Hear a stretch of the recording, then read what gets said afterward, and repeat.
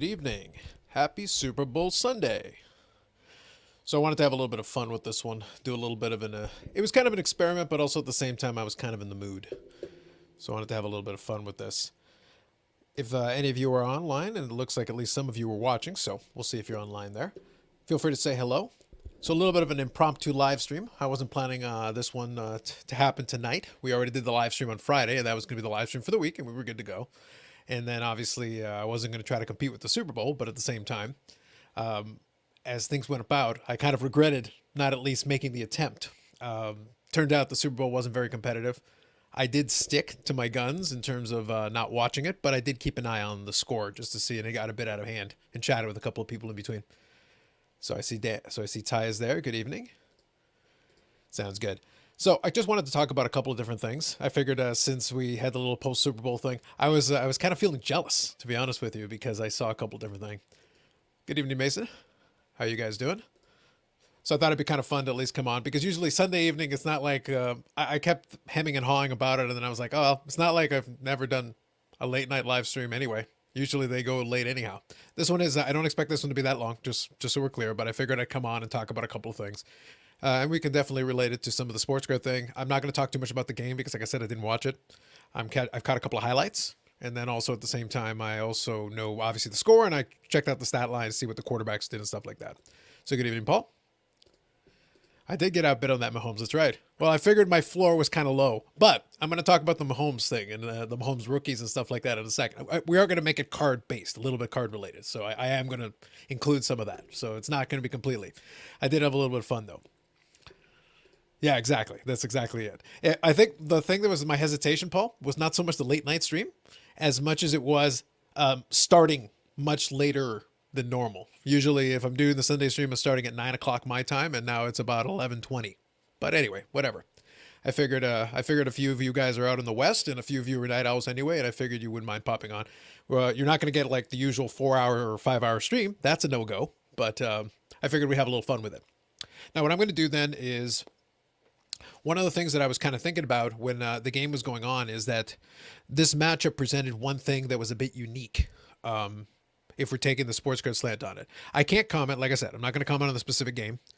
I know that I think Brady won the MVP because from what I saw, he had 3 touchdowns and 201 yards, but he had 140 in the first half. Like I said, I was tracking the stat line as the game was going on.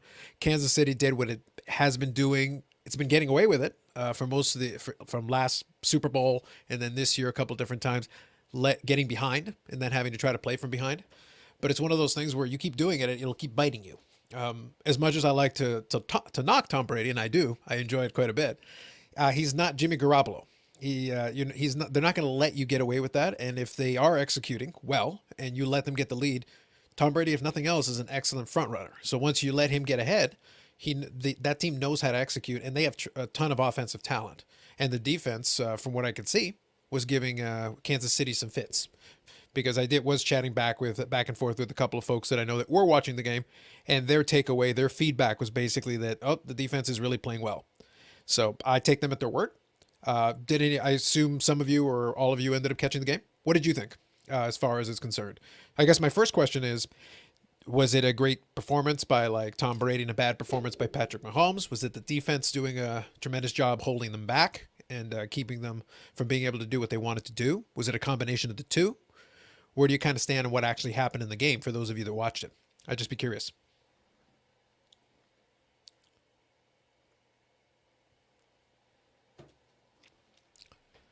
Okay, so I can see from the chat there. It's always a bit of a time delay between that and the StreamYard, but it looks like Brady was named MVP, which makes sense.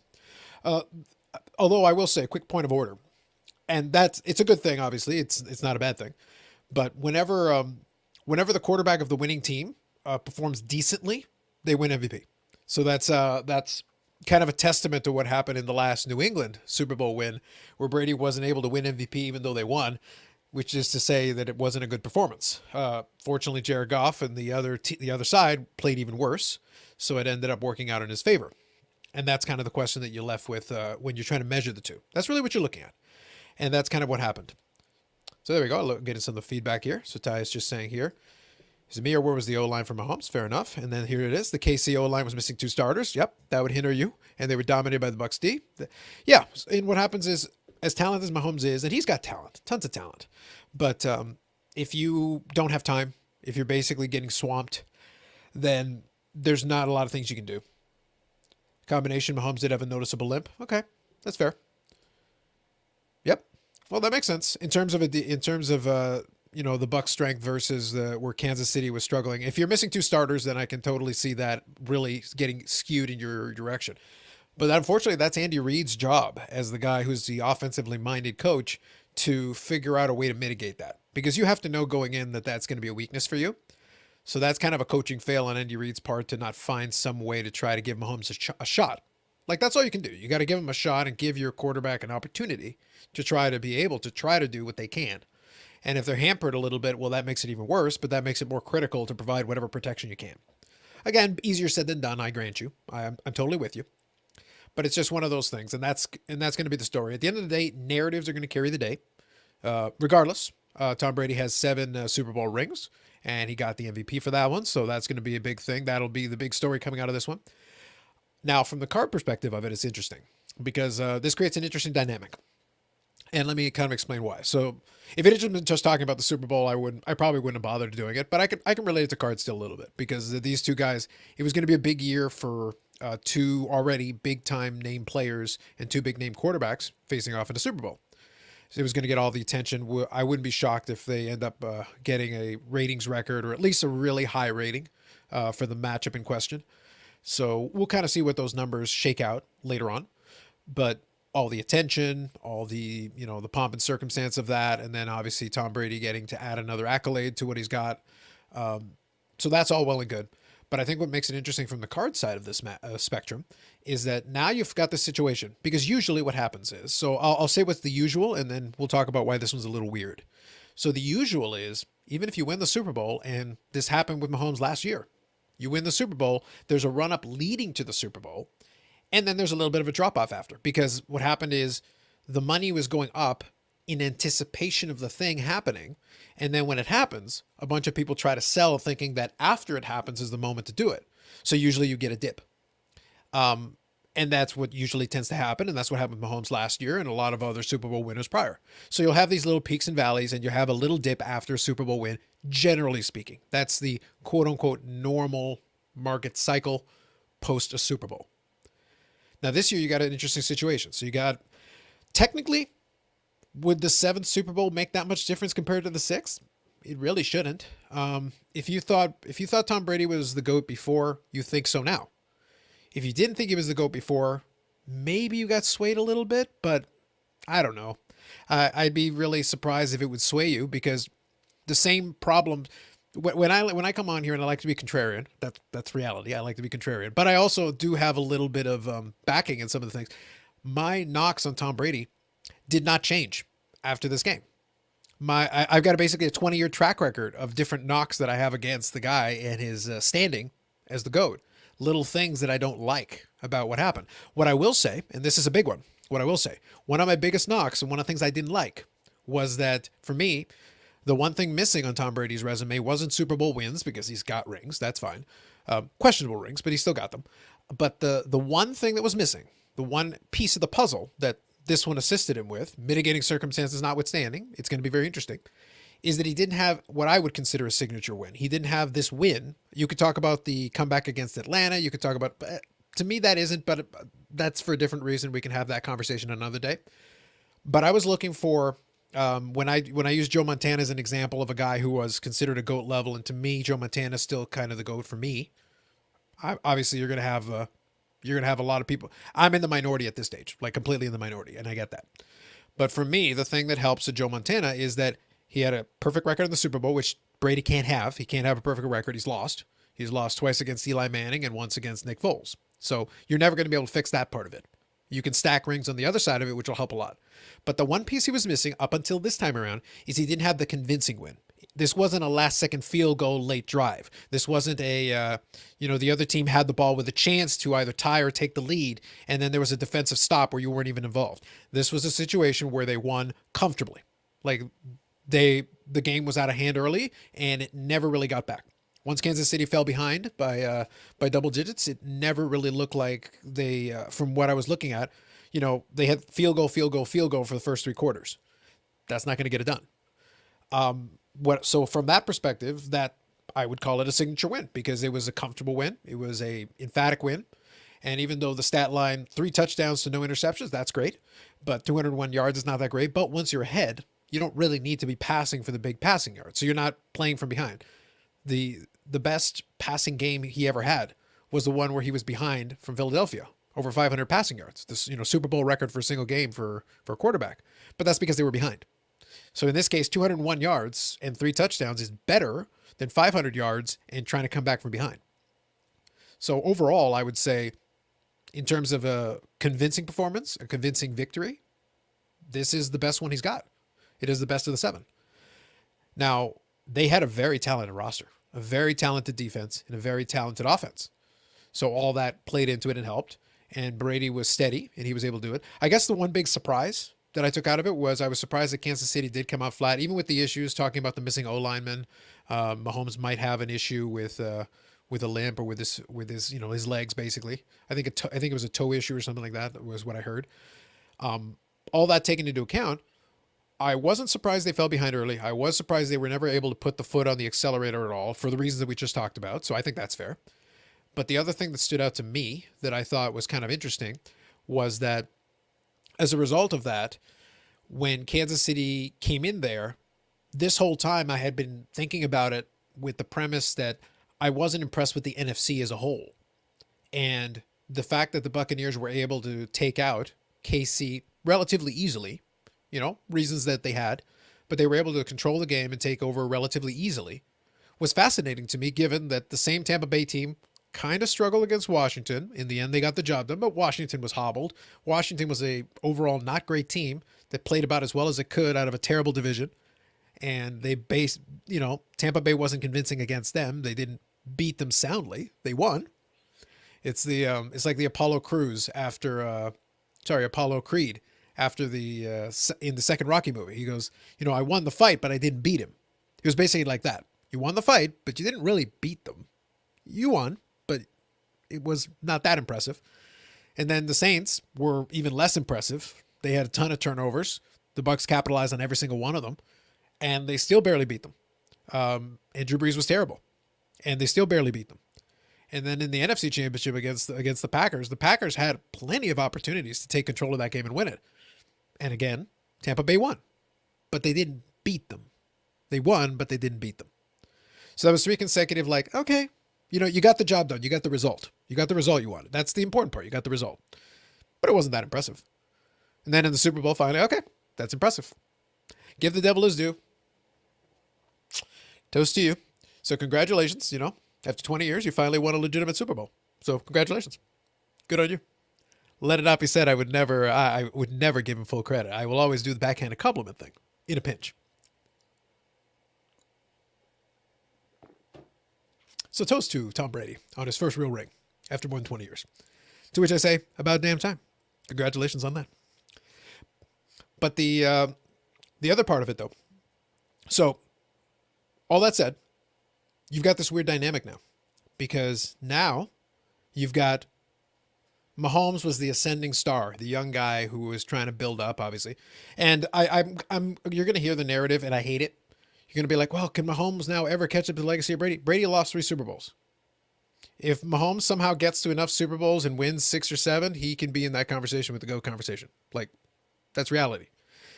We've established now that you can lose and still be in the GOAT conversation. Otherwise, Brady would have been disqualified years ago, by definition, because if people forget now, but going into the last stage of his career here, when he went up against Seattle, he was actually 3-2 in Super Bowls. So his record, his flawless record, had already been blemished twice by the New York Giants. So, you can afford to lose. And Mahomes is still so young. So it's one of those things where he's had a great start to his career. Does that guarantee he'll be able to get any more success? Maybe he never goes back to another Super Bowl. Maybe he never wins another one. And if that's the case, so be it.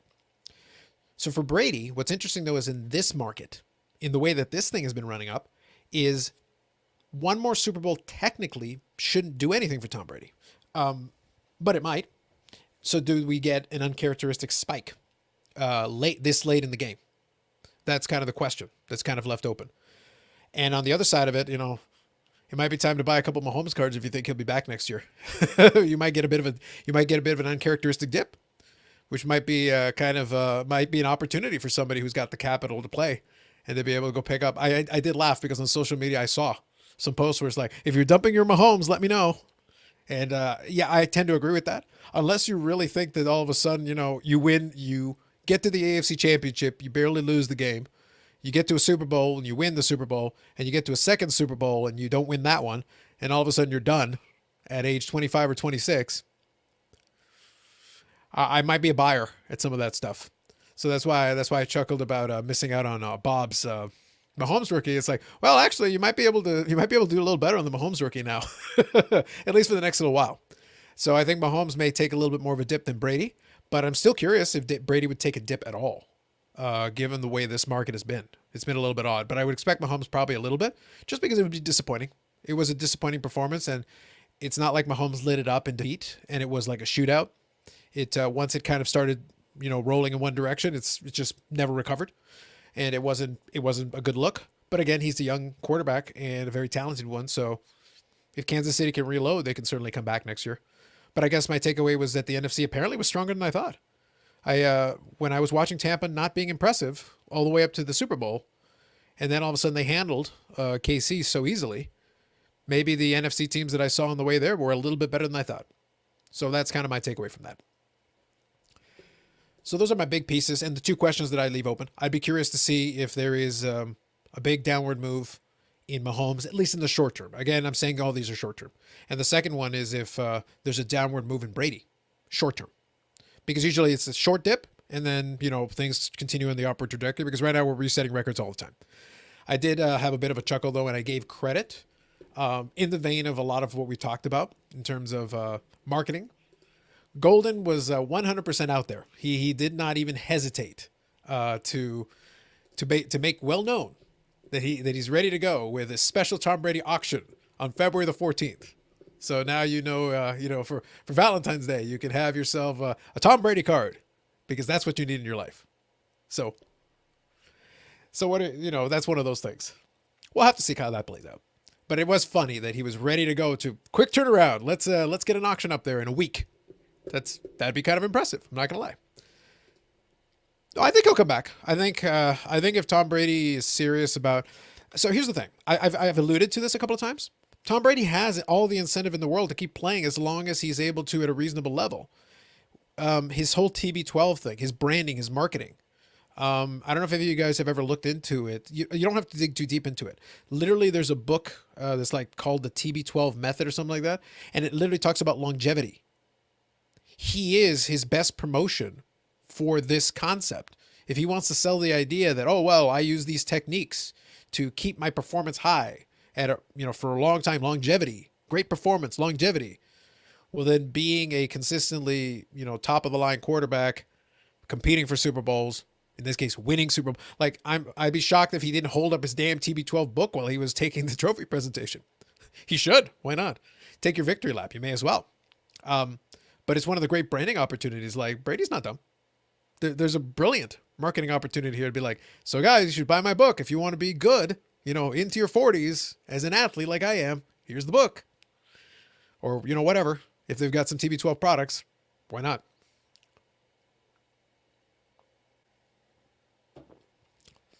So, there is the competitiveness, yes, but there's money to be made.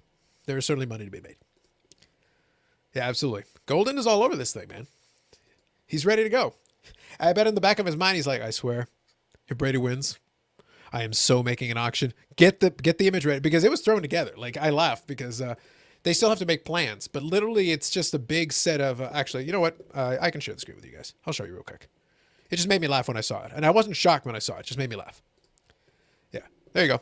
Special Tom Brady auction. Like, it's crystal clear. It's literally a white background with red text. Special Tom Brady auction will start on the 14th. Email him to consign. We'll accept consignments through this Thursday to get into the auction. So, like, he's ready to go. He's not going to miss an opportunity to sell that. It's just funny to me. What are you going to do?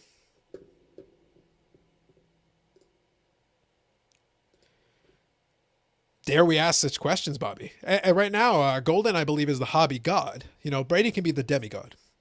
He's not even the goat marketer right now. Yeah. Oh, I have no doubt. Well, the thing is, it's not like the image I showed you guys wasn't exactly like an amazing Photoshop job. It was literally like a white background with a picture. Like I whipped together a better thumbnail in 5 seconds. Now, mind you, I basically have a template. I just threw a Super Bowl logo on it. So like I'm not giving myself tremendous credit for being such a great artist, graphics artist. But at least I figured I'd throw something together. So that's how it goes. But question for you guys then. A couple of questions on kind of what we're talking about, because it is live stream, but it's a little different in the sense that it's basically a glorified video. I just want to put it out there. I was thinking about it. Get my backhanded compliments of Brady out of the way. One other thing really quickly. Next week, the live stream. So my plan was to do it on Sunday like normal, but I think I've got something figured out. I think Dave will be joining me, and I think we're going to do it on Friday.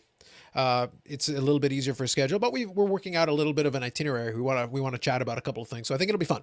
So it'll be most likely, I think we've pretty much got it finalized. So it'll be Amish, Dave Archer, and myself, and we'll do it on Friday. It'll be the usual thing. We'll chat about some stuff, we'll hang out, and then we'll open it up so that other folks can pop in and chat a little bit if they want to.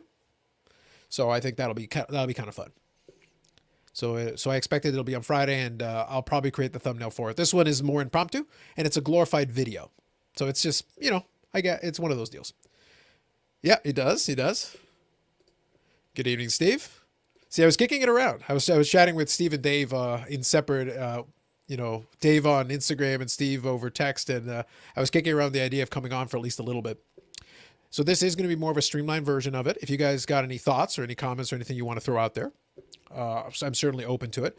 And let's do this real quick. I'm going to do this right now because we're not going to go nearly as long as the usual live stream situation, but I'd love to get some thoughts. Otherwise, we'll wind this thing down. We'll have a little bit of fun. So here's what I'm going to do, guys. Yeah, I can see Steve's comment too. All right, so I'm doing the little pin message thing there. So if any of you guys want to pop on and chat, we can talk a little bit about the Super Bowl, or you can chat about the thing that I was mentioning to you regarding the possibility, because I'm curious if the whole market is going to get disrupted, because the rules say post Super Bowl, even the winner takes a little dip. Not for long, but a little while. And then there's a little brief window where if you're a buyer, you can actually you could have gotten Mahomes for a little bit of a dip directly after the Super Bowl win. Now, in this case, they lost the Super Bowl. They lost it emphatically, and he didn't look good. There could be injury reasons for it. Obviously the O-lineman being injured was a hindrance. There's no question about that. That didn't help. But it just wasn't a good look. It wasn't a great performance. That doesn't say he can't come back next year and be MVP form and have a good showing and be right back in the hobby's good graces and build himself right back up. But there could be a little window if you think he's going to recover that you can go pick up his stuff cheaper probably than it's been a little while. So it wouldn't shock me if there was a little bit of a changeover. So I've left the link there for you guys, and if you want to pop on for a couple of minutes to chat about either the game or the card situation that I'm referring to, yeah, it wouldn't shock me. During the game, it's still in doubt. It's a direct aftermath where it happens because you've got that little window, that little bit where stuff happens. What's going on, Bobby? Let's see if your audio works on the first try. Yes, it should. Oh, you did it. There you go. I don't know why, though. Yeah, fair enough. How's it going tonight? Very good, very good. I called the game. I'm happy. I'm running a pretty good record. Now I just need to bet on it, and I'll be all right. I was about to say, did you actually get anything out of it? No, just satisfaction, a personal satisfaction. That's all. Fair enough. I did out of spite put a couple of wagers on Tampa Bay, so I won all those. So I was compensated for my irritation. Oh, you were if you won or if you lost, you won both ways, I think, didn't you? Correct. Exactly. Yeah. Well, you that's the hedge you want, Bobby. The intelligent move is, look, I was willing to lose the money. But if you're going to do this, compensate me for that. Compensate me for that. 1350s. That sounds pretty good, Steve. I'm not sure. I'm curious now. I'm gonna try to look it up while we're chatting here, guys.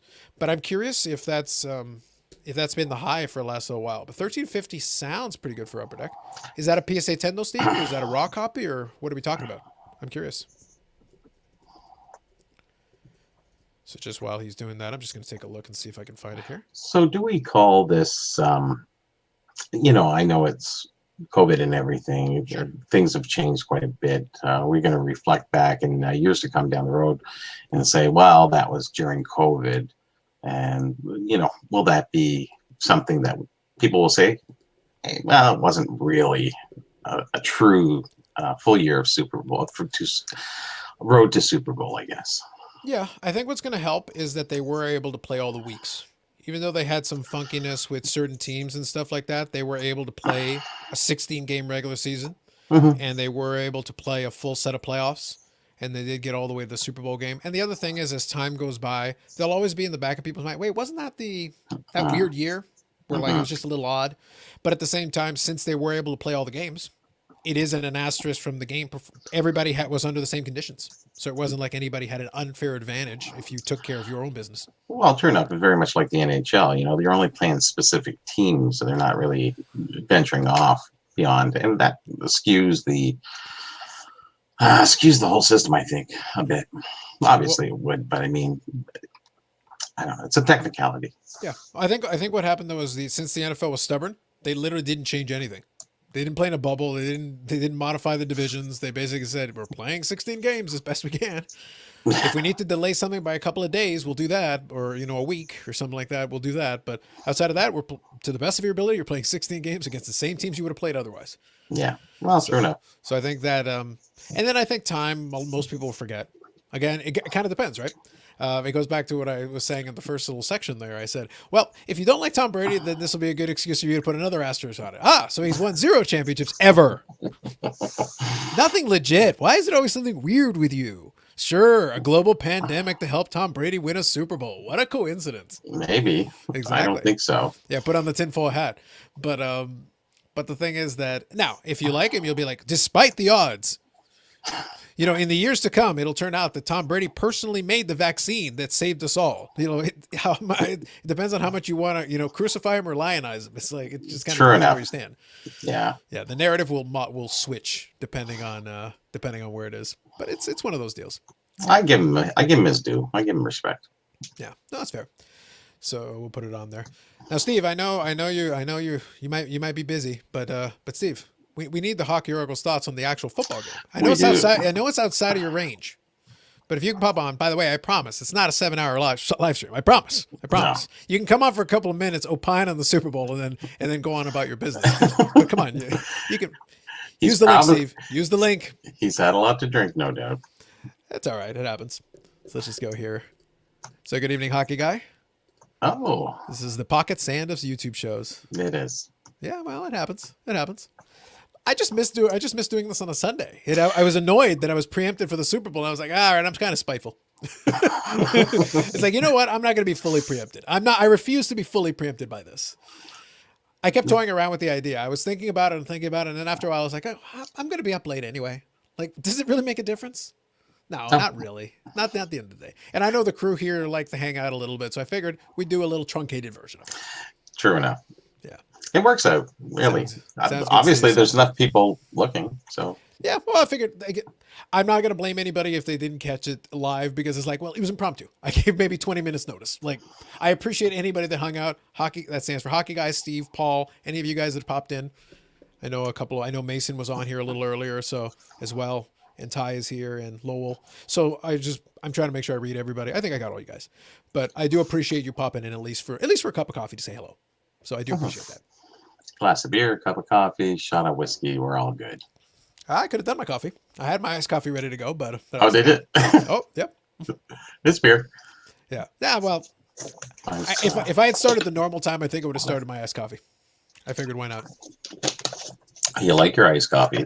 Oh, it doesn't keep you up at night, right? It doesn't really make any difference. I could be up at night without it. Mm-hmm. Take a look here. So Hockey Guy says, I saw highlights of some guy trash talking Brady early in the game, and Brady chased him after a TD to trash talk him back. Yeah. Wow. That's fair. I didn't see that. Why not? Absolutely. I get the idea, Hockey Guy, but I'll be honest with you. Like, that's... I always laugh. It's like, what's Tom Brady going to do about it? Like, it's like, Tom Brady won the Super Bowl because he really wanted to get that guy. It's like, no, he still needs an open receiver. If there's no open receiver, receiver, you know what's happening? Tom Brady's going in the dirt. It's just like any other time. But I do appreciate that Tom Brady does have that one Michael Jordan element where he will look for any slight, anybody that said anything about him as motivation to be like, and that's when I took it personally. Totally with you. So Matt's on. Good evening, Matt. He says he digs the hat, Bobby. There you go. All right, Keeping Steve, it strong. nod if you want. Nod if you're ready to go. Sounds good. Good evening, Steve. Hey guys. Hey, Steve. Hey Bobby. Yeah, I was chatting a little bit with Steve on text, and he was thrilled beyond measure at the excitement of the game. Not That was such a waste of time. It was bad. It was so slow. Yeah. That was the impression I was getting. And Bobby, for the record, Yep. I've had nothing to drink this evening. Wow. That would have been like a good excuse. It would have been a good time. It might have made for the game a little faster. Probably not. Yeah. They're not all great ones, that's for sure. Yeah, I like mean, it. I'd rather see it close. See, and that was the thing. I was pulling for Kansas City just because I'm like Carlos. I'm kind of tired of Brady, and I have a hard time rooting for Kansas City because they're in my division. But at the same time, I'm an AFC guy, so it's. I'd rather see them win, and just watching that. I knew it was over after that freaking start of the second quarter. I'm like, okay, this is horrendous. That makeshift offensive line, they were getting pressure on him. It just Mahomes looked rattled. He didn't look nervous. He just looked rattled. And it was disappointing. Like you said, Bobby, it's one of those you kind of hope for a closer game. And that it was ugly. It was bad. Well, I think that's kind of the nature of the game, though, is that it's one of those things where the narrative is always the two quarterbacks against each other. But I always chuckle. It's like it's not really, because it's not a fair fight. The two quarterbacks have two different sets of defenses who might be able to do different things against each other. So they're trying to game plan and offset each other. But if you don't have the personnel, you don't have the personnel. And if your offensive line is your make or break as a quarterback. Tom Brady spent the better part of 20 years, a lot of his success, not all of his success. He still contributed a lot to his success. But if his offensive line had been terrible for 20 years, we're not talking about Tom Brady. Because if he's running for his life, he doesn't run that fast, Bobby. He's not that quick. He doesn't have to be. The fact that he has the ability and the opportunity to be able to do something, then his experience can take over. Then the reads work. Then all of a sudden the thing clicks like a finely tuned machine because he's got options. He's able to do that. But if he's got no time and somebody's in his face and knocks him down before he's even had a chance to think a thought or take a breath, that's how you look real bad. Well, interestingly, I'll give Mahomes credit. He still was fighting. He was still trying to make plays. And, even though they didn't amount to crap in the end, his receivers weren't helping him either. That was the impression I was getting from a little bit of the feedback I was watching because I refuse to watch the game because I'm like, all right, I'm going to be annoyed regardless of what happens if I'm watching this because it feels like it's going to be. I've had the same feeling with the LA one, the last New England one against LA. I'm like, I feel like this is going to be a bad game, and that was a bad game too. So it's like I'm like, okay, I'm just going to stay away from it. Like if I want to be entertained, if nothing else, I'm like, I'm not watching this. Yeah, I've always wondered about the football and coming close to the end. It's one game. Anybody can win any given Sunday, and the last place team, first place team, the last place team can always win. So there's only one game. With hockey, it's a playoff, 3 out of 5, 4 to 7, and it goes that way. So Super Bowl, it just comes down to okay, whatever happens. And like you said, Steve Mahomes was just not on his game, and that happens. And then the next game, he's like all over it, but there's no next game. Yeah. Next year. That's always been one of the things. And it's not a knock on football because that's the structure of the game. You can't really have a best of 7 in football or people would die. Like the injuries would pile up like crazy. But imagine if the same two teams had to play in close timing. They'd have no recovery, or you'd have to do the Super Bowl over 7 weeks. 2 out of 3, not 4 to 7. But it would be very difficult to pull that one off, just because like you could have an injury in game 1, which then affects game 2 and game 3, and you can have a swing like that. But a single game playoff is the highest. I'll use the poker term, highest variance. Means like it just You know what happens? Tom Brady wakes up with 100-degree fever and can't even get out of bed. Uh-oh, what are they going to do? Stuff happens. It literally happens on that day. It changes things. So, Yeah, it's that one day. Some days you're not feeling good. Some days you are. yeah, it was the one right before that against the Browns that you're thinking of, hockey guy. Mahomes had a concussion in the third quarter and missed the end of the game against the Browns. In the AFC Championship, he was good to go. You got a screen share there, Steve? Yeah, this is the Brady I was talking about. Okay, cool. Let's put it on there. Oh, yeah. Okay, so it is a raw card. Oh, Okay. wow. 1350. Wow. Now, mind you, this was right before the game ended. Okay. So That makes I was expecting. I own this card. I own this set, and it was one of those in which I was doing the searches of Mahomes, of course, just to kind of see as the game played on. I had Bob's on the watch list as well, and so I did a search for 2000 Brady just to kind of see what it was going to do right there at the very end, and I was quite surprised that it really jumped as much as what it did, because that's not a $1,350 card. It certainly doesn't look like it. It's actually not. That's not even a nice looking card. No, it's one of those things where Upper Deck was only able to get like a training camp picture of Brady like in his sweatpants or whatever. But that kept the cost down for years on that card compared to some of the other ones. True enough. Yeah. So like if you were a collector that wanted to get your Brady card, but all the others have been priced out of range, you could get the orange sweatpants card, Tom Brady. Excitement. Beauty's in the eye of the beholder, right? So Well, there was another one. I had one Tom Brady rookie a couple of years back, and it was with him and another guy. I think a guy from San Francisco. It was a 2-player rookie card. Is that Skybox? I think Something like that, yeah. Like Skybox Impact or the other one. I can't remember which one it was, but it was a Skybox. And it's an ugly looking card, to be blunt. It's just an ugly looking card. But it's a real Brady rookie. And I'm sure those went for a pretty penny. Once he started winning Super Bowl, it went from being this like dollar bin card to being like a solid card in terms of value.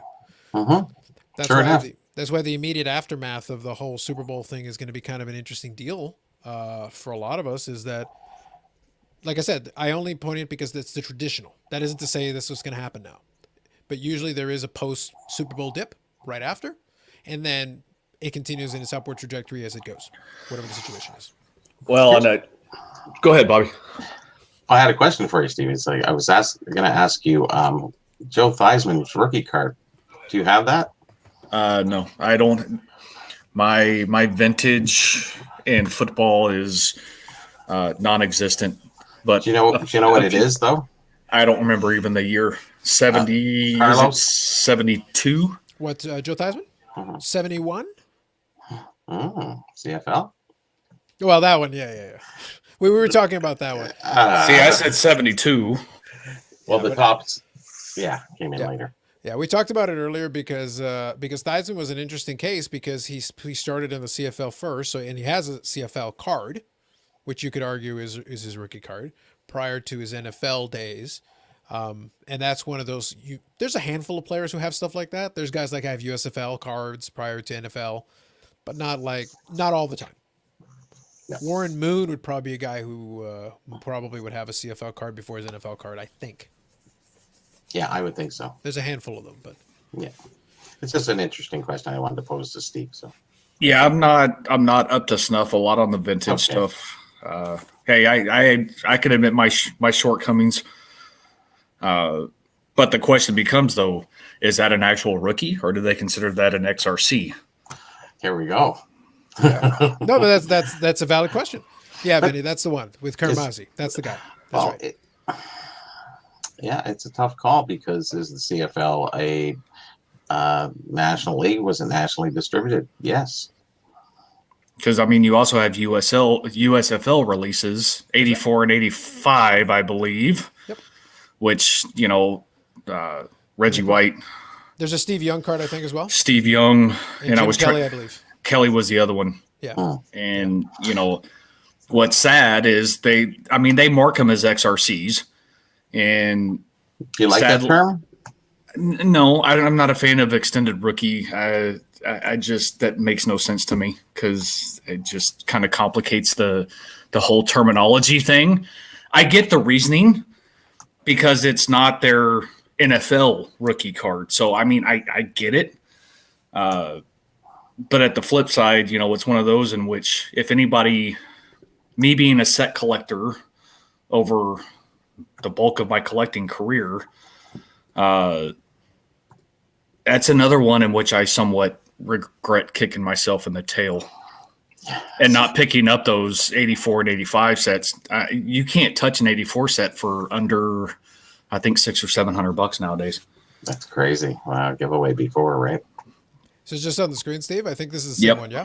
Yep, so this one's got about 3 minutes left. So I'm going to leave it up. Oh, yeah, yeah, let's watch it. Yeah, let's watch it. there's 3 minutes left. So this is a good litmus test because it is right after the game.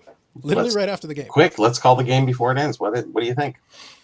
This is an interesting one. I'm going to say 800. I'm going to say 800. We have precedence at 1350, do we not? That was the one that Steve was talking about. So before the end of the game was 1350. Yep. I'm going to go with 800. I'm going to go with 800 on this one. 650. Oh, wow. You guys, man, I think it's going to kick right up where the other one is, a little bit past. Mm-hmm. No, because there was other ones that sold. A BGS 9 is a BGS 9, I think, sold on a best offer for, well, it could have been sold for real, but it was $1,000. So, and that was graded. Yeah. But I only got a 9. So yeah, and the one with the tight end from the past, that's the Fleer Platinum, if I'm not mistaken, or Fleer Premium. Yeah, it's something like that. Vinny made the correct name. It was Karmazi. That was the one. Yep. So why would someone sell Good this evening, without getting it graded? Well, right now the turnaround time is a problem.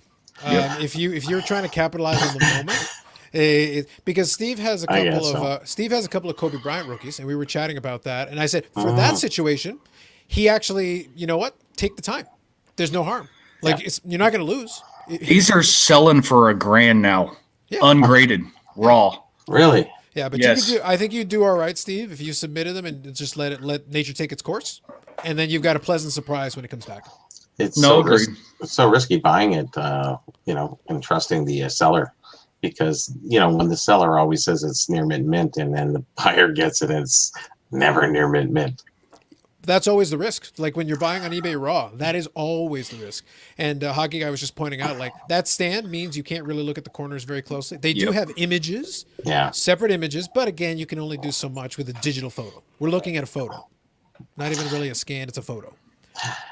Did the lighting get right? Like, were you able to show it in the way that was actually visible?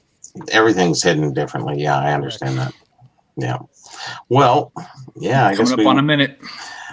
Nothing happens till the last 10 seconds, right? That's basically the reason why. As soon as I saw it, I was like, okay, there's 3 minutes left. I can put it up while we're chatting.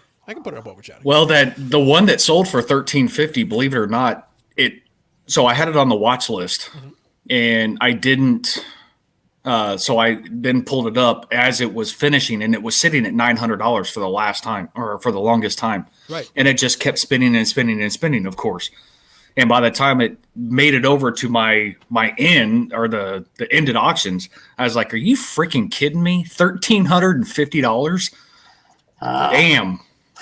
Well, here we go. Someone's going to get nervous and bid a little early, so it should go up any second. If it's going to go up, I know, right, Hockey Guy? The suspense. I'm going no more than $650. You guys might be right, because there should have been, and there's only 4 bids, so there's really not a lot of competition. Well, that's what I'm curious. I'm curious, like. In the East Coast, Here we go. Sniper software. Let's see if it kicks in. Nobody. No movement. Let's died at 480. Wow. Let's take a look there. 480. Yep. Did not move. How does that make that guy feel? Wow. Because he's sitting on the edge of his seat watching it. Where's the bids? Well, trying to capitalize on the situation, of course. And when you're dealing with football, and basketball is its own different animal.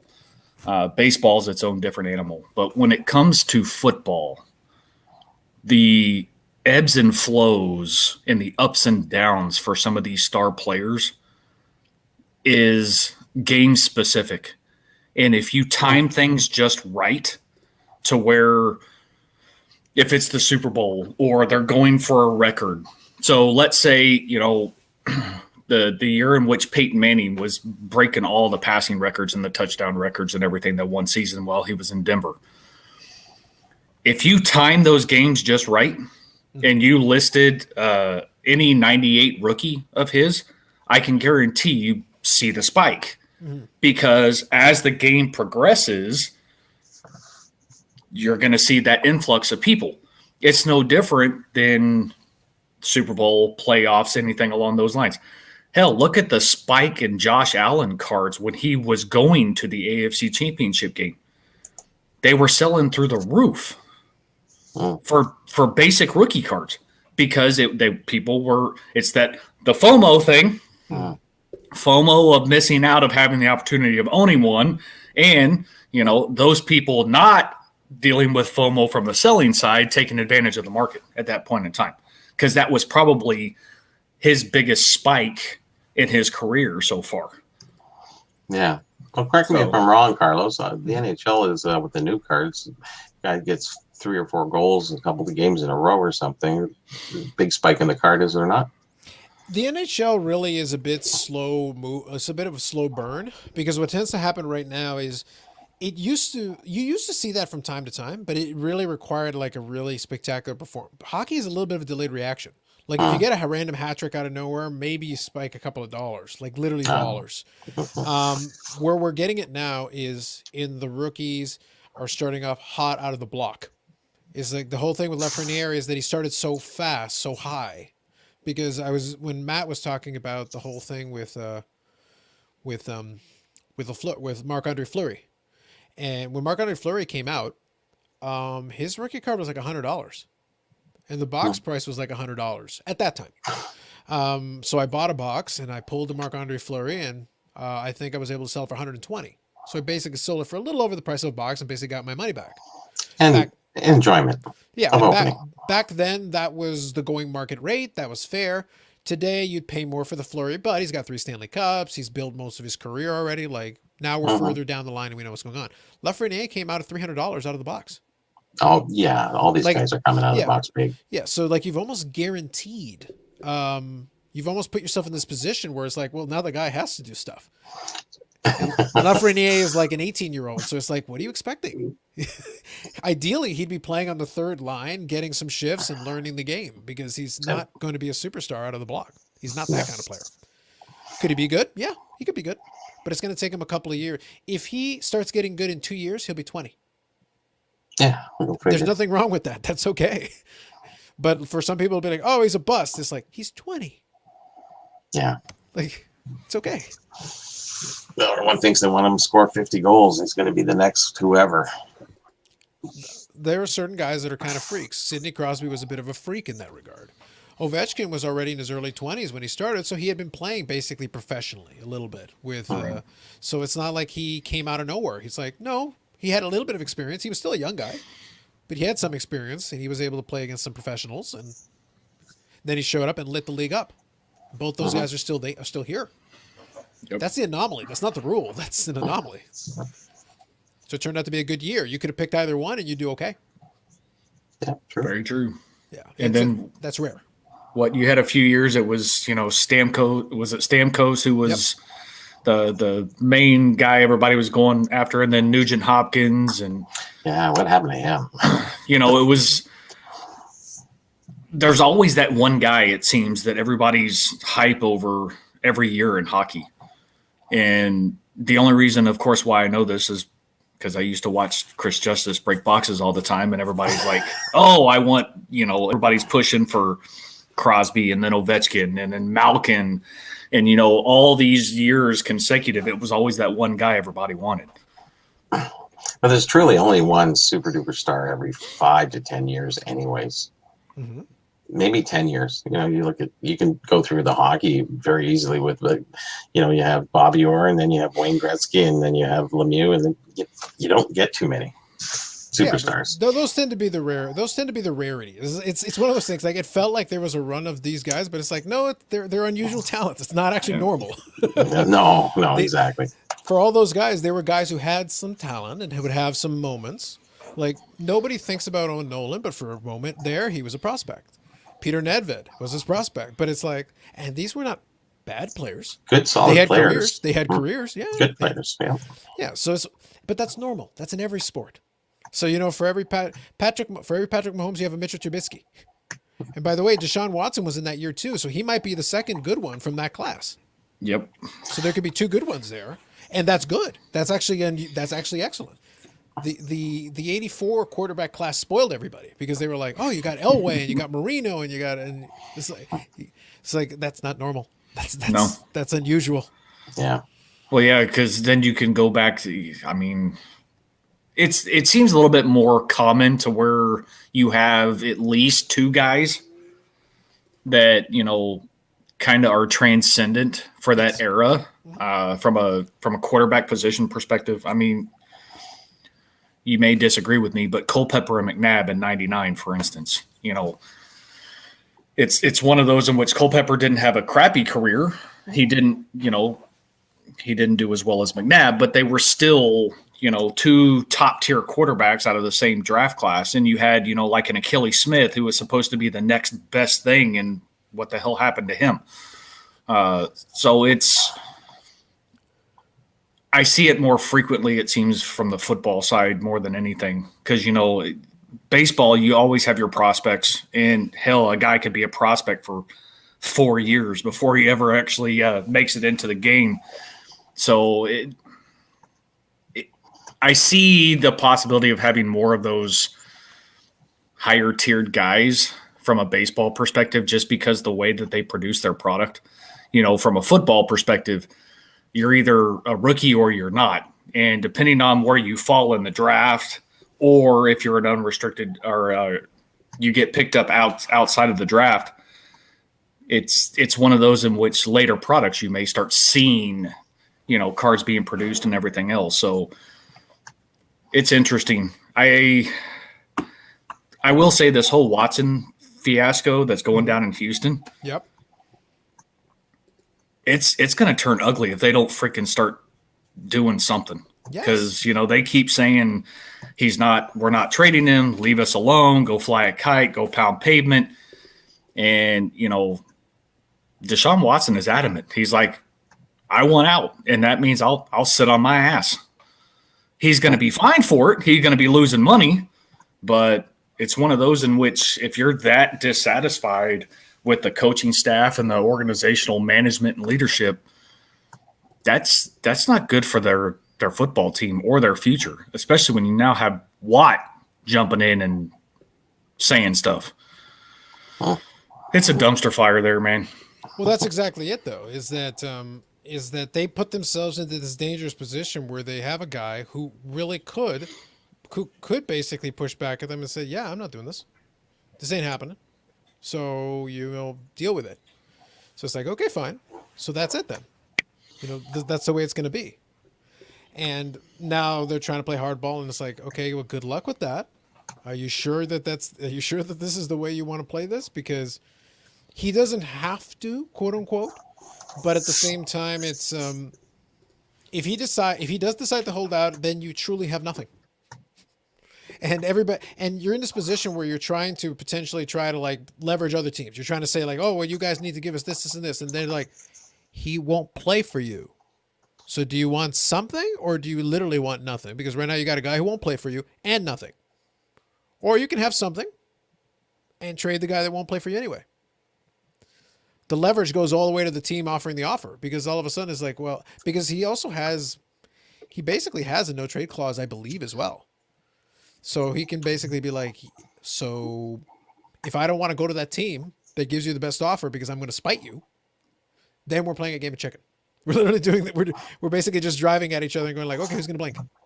Yeah. Uh-oh. Not chicken sandwich, chicken. Correct. Exactly. Not chicken sandwiches tough. Chicken sandwiches are reserved for Tuesday night, Bobby. Yes, I understand. Oh, you mean on a meat show? Is that the one you're talking about? No. The original Tuesday night show. Yes. Fair. Original or crispy? Yeah, there we go. I will say, I haven't had a chance to go back and watch their first episode, which I plan to. Monday. Not to support a meat, since I'm the foul mouth guy, which I'm still trying to understand and wrap my hands around that concept. I'm the knick-knack guy, so don't worry. But Kent and I go way back. Kent was an OG YouTube guy, Yep. and I caught the after hours show with the meat and Kent. I watched it actually today, and it was kind of cool that Kent brought that up about being around with Dave and myself and the other guys and everything else. And it's good to see him back. I mean, it really is. Kent's good people. Mm-hmm. So I want to be able to support him. Of course, I do want to give him shit when I really have a chance to go back and forth on DMs and be like, could you pick another night? Well, that was the fun part for me, is that now, and like I said, I'm not saying anything that I haven't already said. When the original idea was pitched, my inclination is to be supportive because I showed both shows. But I did say something, they're both on Tuesday. So I'm like, I'm not going to tell you what to watch, but I'm saying, like, it's a bit complicated that both are on Tuesday. And the very first night that Amit was doing this thing, he messaged me to ask if I was watching, and I said, well, I'll watch it on replay because I'm literally on Steve and Dave's show at the time. I'm on the screen on the show. So I'm like, So you did send him a screen cap? I didn't send the screen cap yet, but it's one of those things where it's like, I was literally on the other show. which is to say, it's like, are you paying attention? So the thing is now, in fairness, the thing is going forward now, there's really no excuse. It's like, well, you already know. I literally point blank told you before you did your first episode. You can so you can change direction now. It was kind of funny, and it was kind of funny though when they did their after hours with Jeremy, and like I totally got it. Jeremy was helping promote the show, which made all sense. But then it was just funny to me that. Dave was on there and he goes, I said, well, it's like, oh, it's too bad that I can't watch it on Tuesday or any other Tuesday. And then Jeremy's like, oh, no, you can watch it on Tuesday now. I'm like, no, Jeremy, you're not getting it. I saw that. You're not following. You're not following. I saw that. It's like, don't read all the comments. Not all the comments. Don't read them all. Pay attention to what you're seeing. All right, I forgive you, Ed. This time. I forgive you this time. I'm laying down. Yeah, he's laying down after drinking beer all day. It's like, well, that could either help or hurt. I thought we wanted analysis. So that hasn't stopped anybody before. I was about to say, I've heard rumors that the occasional guest may indulge in the occasional beverage. I've heard rumors. More Hershey's flavored Yingling there, Ed, at work this evening. Interesting. When was that?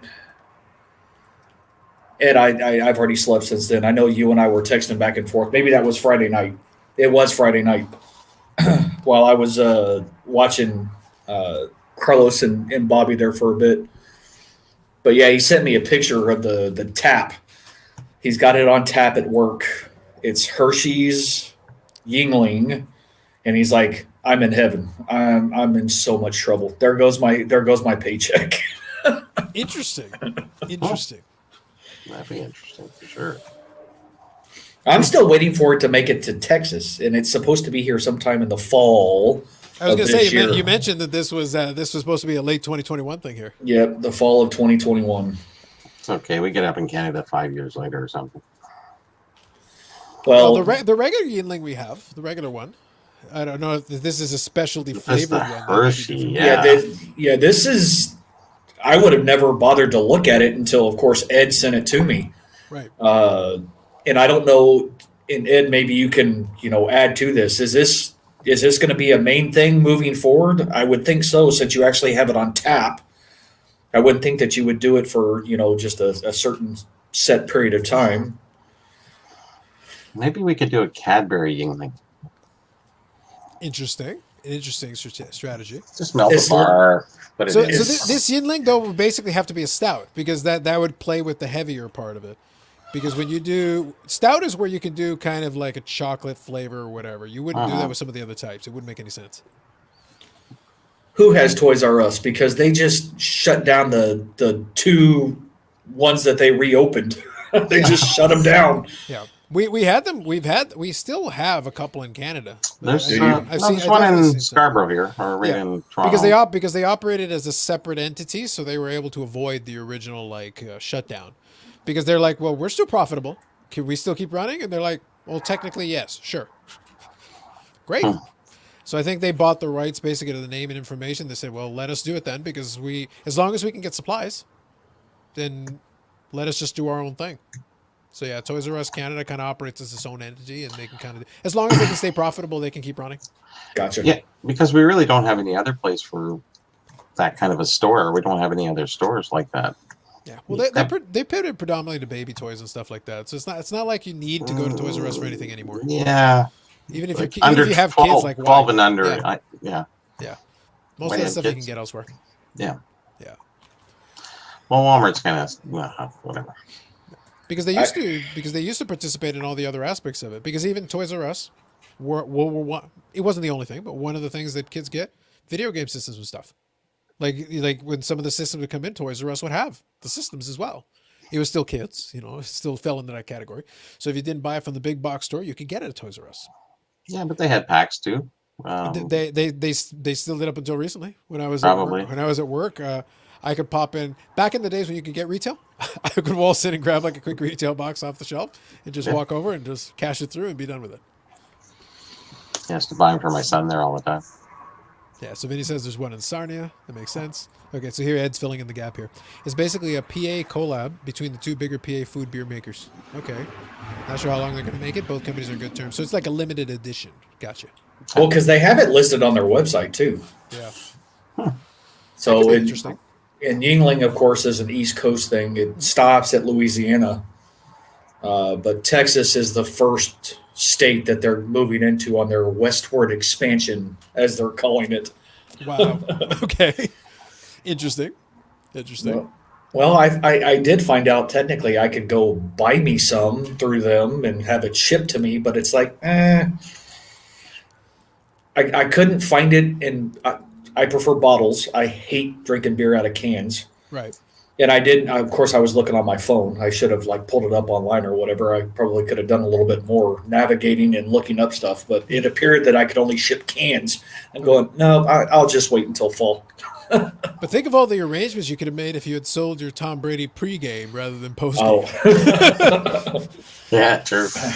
Now, could you imagine though if you're the winner of the pregame one and then somehow you're paying attention and realize it only sells for $4.80? You're like, can I return before even getting the card?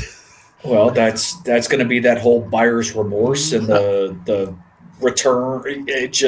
That's going to be a canceled auction, and you hope you get lucky and it's somebody who still sucks it up and pays for it and things along those lines. You don't have any issues downstream, but I feel bad for the ones that decided to do the listing like now. Of course, they're like, oh, it's trending upward. No, it's not. That isn't the way it usually works. No. Isn't that interesting, the difference? So yeah, we enter into the eBay policies, and people have to realize that you can just cancel the order. Yeah, basically. And if the guy was smart, he would go back and buy the one for $400. Why are you going to pay that extra money? And it's scary because you can return it up to 3 months after. So it was a very generous policy that became abused very quickly. So I do have a question, and this is only because I haven't sold on eBay in quite some time. Yeah, I mean, for sure. Crap, I just finally was forced to set up my direct payments or whatever. No worries. Well, that's new to you guys there. We haven't got it here yet. That is true. That is. I think they'll roll it out in short order. I promise. They will. Well, it was supposed to be done back in the first part of last year, I think. And for certain sellers, they moved them quick. Managed payments, that's what it's called. I didn't have to do mine until last month, I think. Oh, wow. So then again, I haven't sold something on eBay in some time. So I'm like small potatoes to them, I guess. But as a seller on eBay, do you now have to put returns accepted? Is that a requirement in your listings these days? It doesn't matter because, with the new ruling, because it's not going to go through PayPal anymore, is it not? Your payments are coming directly through eBay. Isn't that the Yeah, whole well, kick behind it? the complication behind it. Here's what I'll say I don't like about the managed payments, and this is just another area where eBay is moving down the path of making it even more troublesome.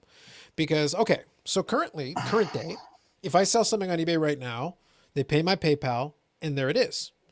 But then the issue becomes okay, fine, and I want to address this in a second, but okay, fine, but then you get the payment directly into your account, the fees go get charged, blah, blah, blah, whatever. Okay, great. And then eBay will charge taxes because that's what they do now, which is fine. That's okay. It's all whatever. Where it gets complicated is with managed payments, though. Yes, they do all that stuff, whatever, but I don't think you get the payment until the end of the month. So eBay, in effect, like Yes. pools your payments. Well, my friend opted in early. This is in Canada to it because it is coming supposedly. Yeah. And he said it was 3-4 days he didn't get anything. They didn't even know where it was when he called. And he goes, "Well, Yeah. it's like PayPal. I get it immediately, and I can reuse it to buy something else. You can't. So, and if you sell an American, they're going to exchange it on the way in and exchange it on the way out. They're going to double dip you all the way to the bank. Yeah. And if you do 500 transactions, how's your bank statement going to look at the end of the month? We'll see, and that's the other thing. So That's a big one. That's a big one. So two things. My understanding was that it wasn't the whole managed payment thing it wasn't supposed to delay funding to your account because guess what? You sell something, you then have to ship it for, during the old PayPal days, you go to your PayPal, you find your transaction, you print your label off of PayPal, and you're paying for your shipping out of said funds. Yeah. If they're going to delay it, that's only going to complicate things even more. And two, I'm actually, before I start getting back into selling, I'm going to go open another random checking account with another bank, and I'm going to tie that account to my eBay managed payments because then that's just going to be that aspect of cards and leave it alone. I think that's probably, I used to do that with my PayPal because there used to be the issue where if for some reason you got tied up, then it would tie up your account. So I wanted to have an account that was separate from an account that I'm doing day-to-day banking activities on because that would be a nuisance. I can't afford to be having an account that I'm using for activities shut down because they have suspicious activity because somebody decides to put in a complaint. That was always a risk. So you create like a firewall between yourself and the thing where if there's a delay for whatever reason, fine. You guys deal with that. And in the meantime, my regular banking services are still operating as normal. I can do my thing. I wonder if, and I don't know this question, or if it's with gold and silver. If you purchase gold and silver and it goes up dramatically or down, can they return it to 90 days? Or is there some provision in there that is restricting that? And that might happen with sports cards if it is. Because I think it is. You can't sell The gold and silver, though. So technically speaking, as far as I know, and I can't speak with authority on this because I haven't read it, but as far as I know, like the policy is like general for eBay right now. Really, it was like a post-COVID where they made it more generous. They extended that time. But the thing with gold and silver is that's always been a risk with gold and silver. It's not like that started now. The price fluctuations are normal. Oh, it's not even a matter of that. It's just a matter of at the third month you want to return that gold because it went down, or what do you do? Yeah, well, that was basically the issue. So that I don't know if it would apply the same way, but I would be surprised if it did. That's the reason why I was like, I haven't seen anything that says, oh, this is only for sports cards, as far as I know. I see this being a large problem for them going forward. Yeah. Sure. Now, I wanted to quickly touch on this one here. Hold on, Carlos, just real quick, because I think this is interesting, and I definitely want to get on that topic. Yeah. I know you guys are up in Canada, but we're up here. Allegedly.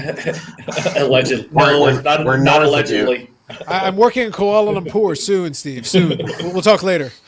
I don't know what the federal regulations are in Canada as they are in the States.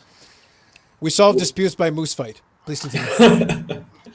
So eBay implemented their policy, if you have X number of transactions, X amount of money, you end up getting a tax form and you pay taxes on it. Correct. No, ours is different. The tax system is totally different. So, but here's the thing. So buyer pays state sales tax on said auction. You know, before, unless you were a legitimate business type situation and had a tax ID, Right. there was no tax. You could buy tax free if you were buying technically outside of the state. But so for the states, it's 200 transactions and $20,000 annual. But you have to meet both qualifications before you actually get a tax form. What I was curious, since, you know, everybody's about getting their money these days, with the boom in the market, in the sports card market, any thoughts of whether or not the federal government may look at changing that to where they reduce those thresholds so they actually get more money? Because the amount of money that's going into some of these people's pockets. Well, I know that we get taxed on every time you get your monthly bill. There's HST, which is a third. Well, depends on the province. It's a tax, so the government knows how much you sold just by your tax that you're paying on that total amount. So there's no hiding anything from them at that point. In our tax system, it's a little different. You're allowed to make a certain amount, but if you combine it with your regular income, then it becomes an issue, or you're suspect to maybe being audited. Well, because the whole eBay sales thing is its own separate thing. And as an individual seller, you have to put in your social security number. That's how they know it's you. And if you're a business, of course, you put in your tax ID and things along those lines. And then it, of course, is tied to your business. But it's one of those in which, with the growing spikes in some of these cards and everything else, for those people who are running a business, they've got all this stuff figured out. But as an individual per se, it's like one of those. A flipper kind of guy?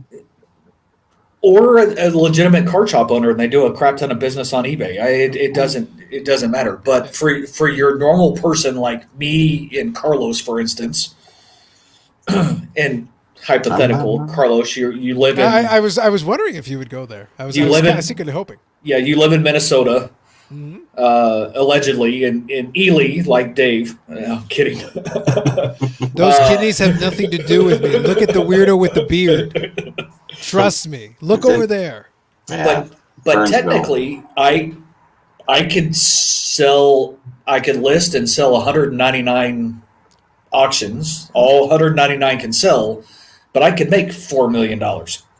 True. Yeah, I would think the Canadian government wanted to try, they would look more in the lines of the dollar amount, because they would rather ping you on one transaction for $1 million than 500 transactions at $1. Like it's less of a pain. It's worth more their while. The tax on $1 million is worth way more to them if they're going to bother. But it's one of those things where. So this is where I'm gonna use our favorite legalese.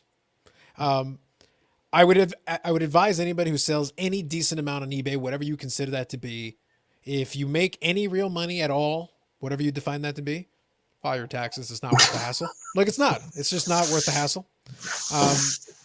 But if somebody tried to get cute with that, the problem is that so much of our stuff is tied to our social security number that when we do tax refunds, and my buddy worked in doing tax refunds, and he would just do my tax refund for a 6-pack of beer. I would buy him a 6-pack of beer because I'm too lazy to do it, because I can do it myself. It's just, I don't feel like filling out the form. Isn't that bribing a federal officer? He's an H&R Block guy, so he's not exactly a federal officer. H&R Block doesn't quite make it to federal officer status. Oh, okay. Yeah. But anyway, so he'll do it for the 6-pack of beer, and we're good. But the thing is that it's almost a useless formality, because the truth is, this past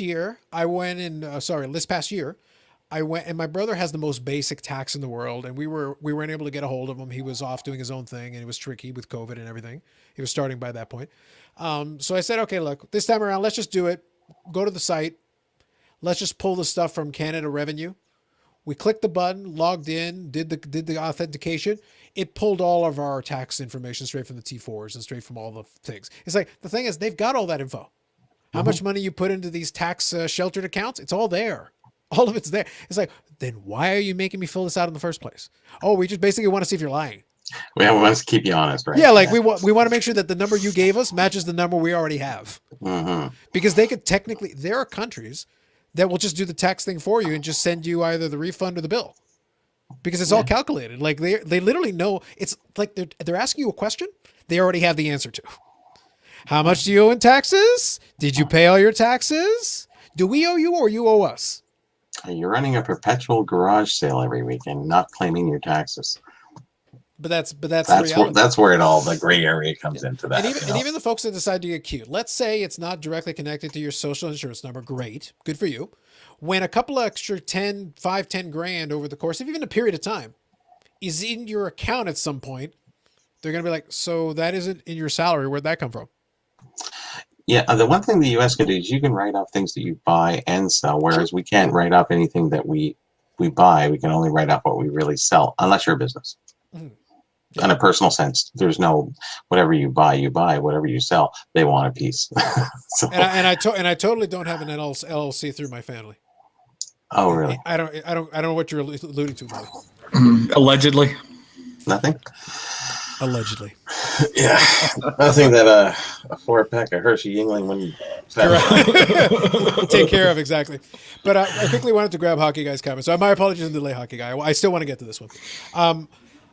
There are sellers who try to do that now with certain auctions. They'll say like, yeah, if you try to return it, restocking fee. But the thing is, like, how do you try to enforce it? You try to do a partial refund and they go complain to eBay. eBay is going to side with them and be like, nope, all their money goes back. PayPal will side with them too. Always. Yeah. So it's like, I totally understand the idea, but it's like, good luck enforcing it. You're basically hoping the other person doesn't decide to make a fuss because they could, and they'll win.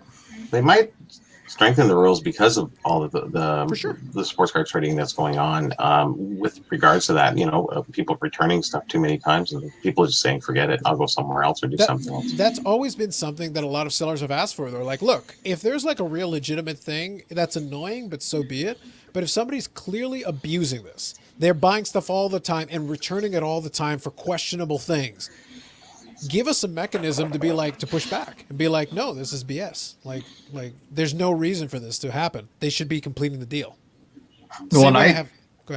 No, finish your thought. Yeah. The only thing I was saying is that the same way that I, as a seller, theoretically am supposed to complete a deal, because let's say I had been the $480 one. Let's say it had been reversed. The $480 one the day before the Super Bowl, $1,300 after the Super Bowl. Let's say it had been reversed. And I decide, there's a scratch on the card. I have to cancel this auction. Sorry. I'm basically reneging on a contract. Right.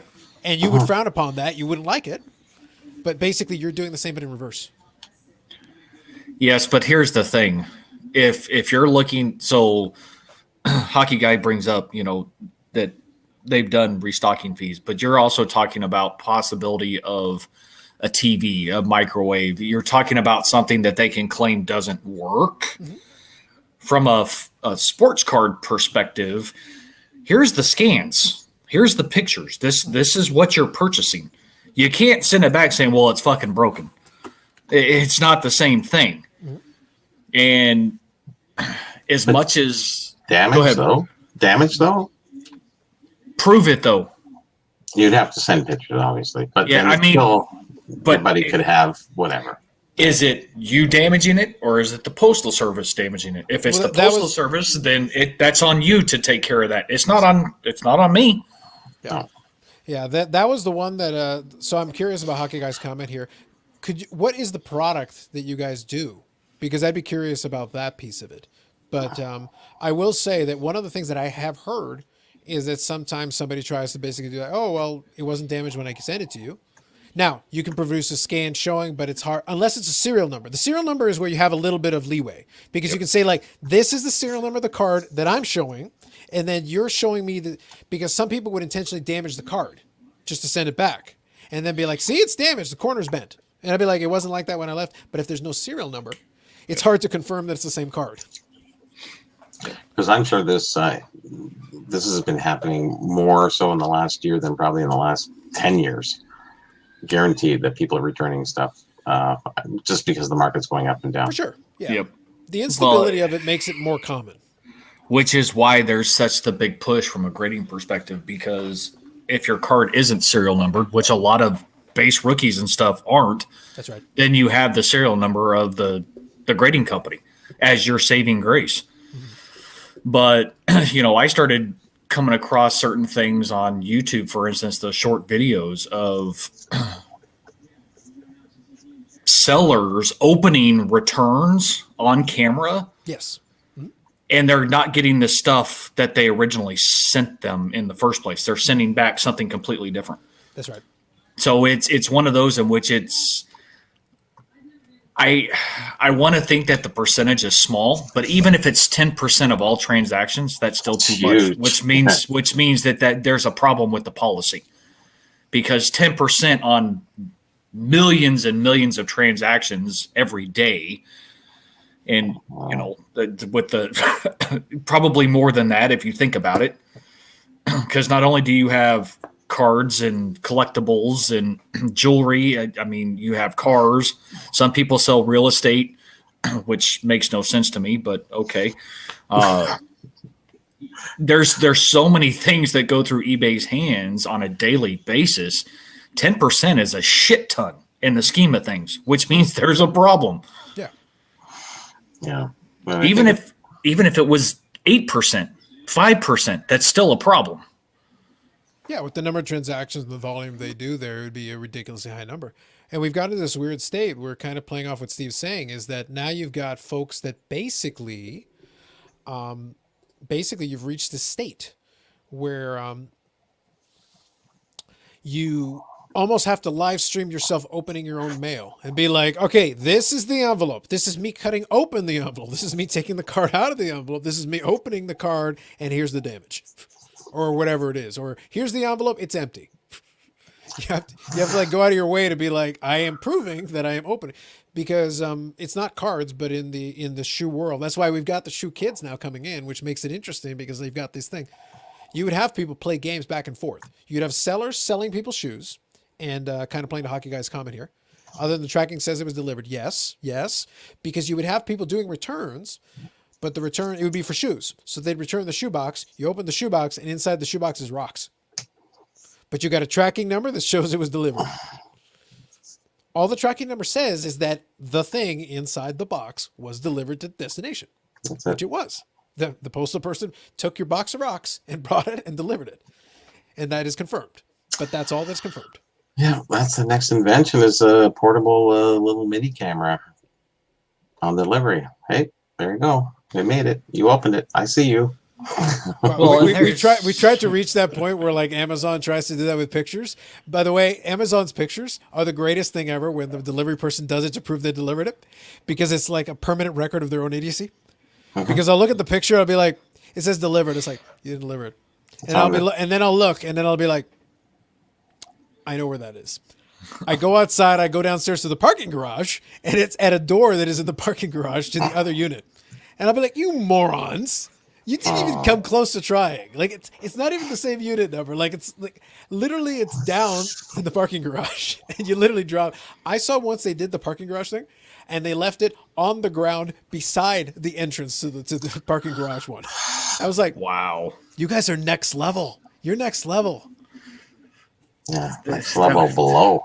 Yeah, right. It's not even Canada Post, because the one that came from Irving, Texas, the one I told you about, that was FedEx. And FedEx left it in the wrong door on the floor. And I was like, why didn't you put it in the mailbox? Put it in the mailbox. Because it's FedEx. They don't put stuff in mailboxes. Yeah. They deliver stuff to doors. Exactly. Yeah, exactly. It just made me laugh. I was like, really, guys?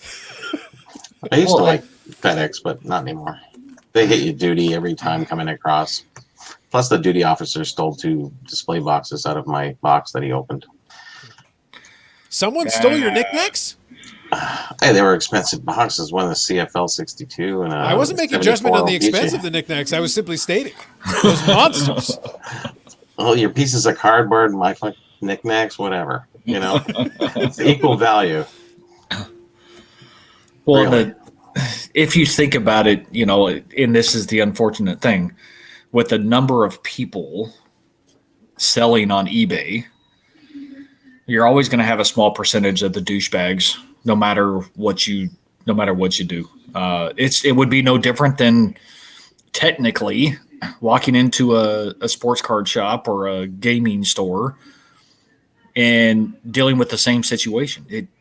The only difference is that's a face-to-face interaction He'll tell you to get out. But it's the risk that you take, but the percentage of douchebags is a lot less than what decent individuals are. At least I want to firmly believe that. The concern I have, yes, I saw that facial expression, Carlos. No, there was something I saw. It's not appropriate yet, but I want to share it with you guys. I do want to share it with you guys because I saw it, and then I went to go look, and that can't be real. And then it turns out it is real, and I was like, oh my God. Oh, okay. I must share. Please continue. Please continue. Finish your point. Well, no, go ahead and share, because I'm pretty much done with my thought. But outside of the fact of the influx of the amount of money into the market, that's right. Huge. I think we're going to start seeing a higher percentage of douchebags. I think that's fair. I do agree with that. Okay, so I got this. Paul sent this over, and I had to go independently verify this to make sure. Did he send it on Instagram? No, he said on Instagram. But this is from Twitter. Check this out. Okay, so I don't know if you guys can read that. I can read it to you. It says, "What an amazing Super Bowl 55. Congratulations to the, in brackets, Bruce. Make sure to put the winning team's name here. Thanks to everyone who stayed home and watched the game. Members of this household. We know this isn't the usual way to enjoy the game, and we thank you for your efforts. Insert winning team logo here." That is the Ottawa Public Health Twitter. Are you kidding? I'm wondering if that's actually Paul. Is that what you sent me, or did you send me something else? I think he might have sent you that one because it was Paul who sent this one. But I think that's their actual Twitter because Ottawa Public Health sounds right to me. I think that's legit. No, he sent me something different. Oh, okay. Hold up. Okay. This could be good. Tom Brady apology form. Oh, that one I saw too. Yes. Yeah. The Ottawa Public Health one I just got, and I was like, insert team name here. That's the kind of congratulatory tweet that I want to see. Yeah. That's right. To Tom Brady from empty date. Reason for behavior. I was tired of seeing him win. A couple bad games at age 43. Peyton Manning fan. I sold too early. I don't know football. I invested into another quarterback. And then it says at the bottom, I will hereby respect Tom Brady and I will not talk down on the GOAT. Yeah, there it is. I got you. That's good. I did get that from Paul, and I did reply. Like when I saw that, I replied. I said my retort. After careful consideration, I stand by my previous correct utterances. He's still trash. Joe Montana is better. Do not pass go. Do not collect $200. Here's your faux GOAT trophy. That is my response to that. I stand by it forever. As far as I'm concerned, this is his first legitimate Super Bowl after 20 years. Congratulations, you finally won one. It's about damn time. You're now 3 behind Joe Montana. Good luck to you. When's he going to retire? Well, he needs at least 3 more years to catch Joe Montana. So keep working on it. Yep, we know he's coming back next year. He said it during his little speech after being named MVP and at the very end. For sure. I will be back next year. But that's why I made the point about the whole TB12 thing. Like, why wouldn't he? Like, if you honestly believe you can, and the team's good, absolutely. Good. So it's like, why wouldn't you at least try? Like logically, like my hate aside, logically, why wouldn't you try? Like it makes no sense not to. Uh-huh. Because as marketing goes, this is great marketing to be like, by the way, I have a book that talks about longevity and performance, and look at what I'm doing. Buy my book. Buy my program. TB12 method. Yep. The only thing that'll change his philosophies of continuing to play until he's 45 is if he, has a hellacious injury that requires surgery. Then I think he'll call it quits. That's correct. And up until that moment, he has no reason to backtrack from any of it. He can keep going. Carlos, how dare you add that to my name? You just noticed it now. It's probably been for about 45 minutes. I don't pay attention to the names. I just happened to notice there was something longer. I was like, what the hell? When you were talking about it earlier, it's like, well, I don't pay that close attention to it, and then I just added it. You are an asshole, sir. But correct, yes. Then again, we know why, because I'm Carlos. Correct. We get it. But the important thing, Steve, I felt that it needed to be reemphasized because on this Super Bowl Sunday into Super Bowl Monday, the day after, we did at least get to see one GOAT. As far as asshole goes, I got this. And I'm undisputed. None of that. I mean, none of that. No questions. No asterisks. No argument from me. Correct. That's for sure. It's like Brady can keep fighting with Joe Montana as long as he wants. I got this, homie. Well, the football's over. Now you got the hockey to watch. That's why the Oracle's here.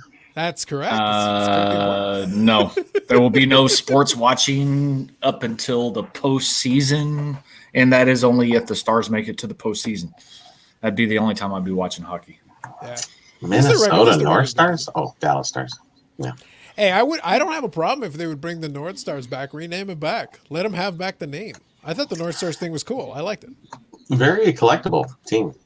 It's really funny with the knickknacks and everything that Yes, hockey guy, I can. it's based on Impress him by popularity. naming 5 Dallas Stars. That'd be great. Madonna, Neuendijk, Brett Hull, Langenbrunner, Belfour, Sador, Hatcher, Nice. Zuboff. What about cult favorite Richard Madfachuk? Come on. I like Benoit Hogue. You're going a little deeper into the lineup, but Good old Guy Carbonneau. There Yuri were a Lettinen. lot of Hall of Famers on that team, yeah. though. There were Yuri a lot of Hall of Lettinen. Famers on that team, Bobby. Lou Naney. Yeah. They ended up, because once Zubov got into the Hall of Fame, they ended up having a whole stack. Hey, man, that team was good. That team was legitimately good. Oh, that was a fun run. It was an amazing team.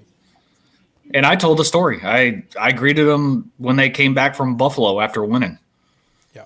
And I'm pretty sure my arm was in the freaking front page of the newspaper after Belfour walking down the fence line, because I wanted to make sure I had my opportunity to touch the Stanley Cup, because I didn't think it would ever come back.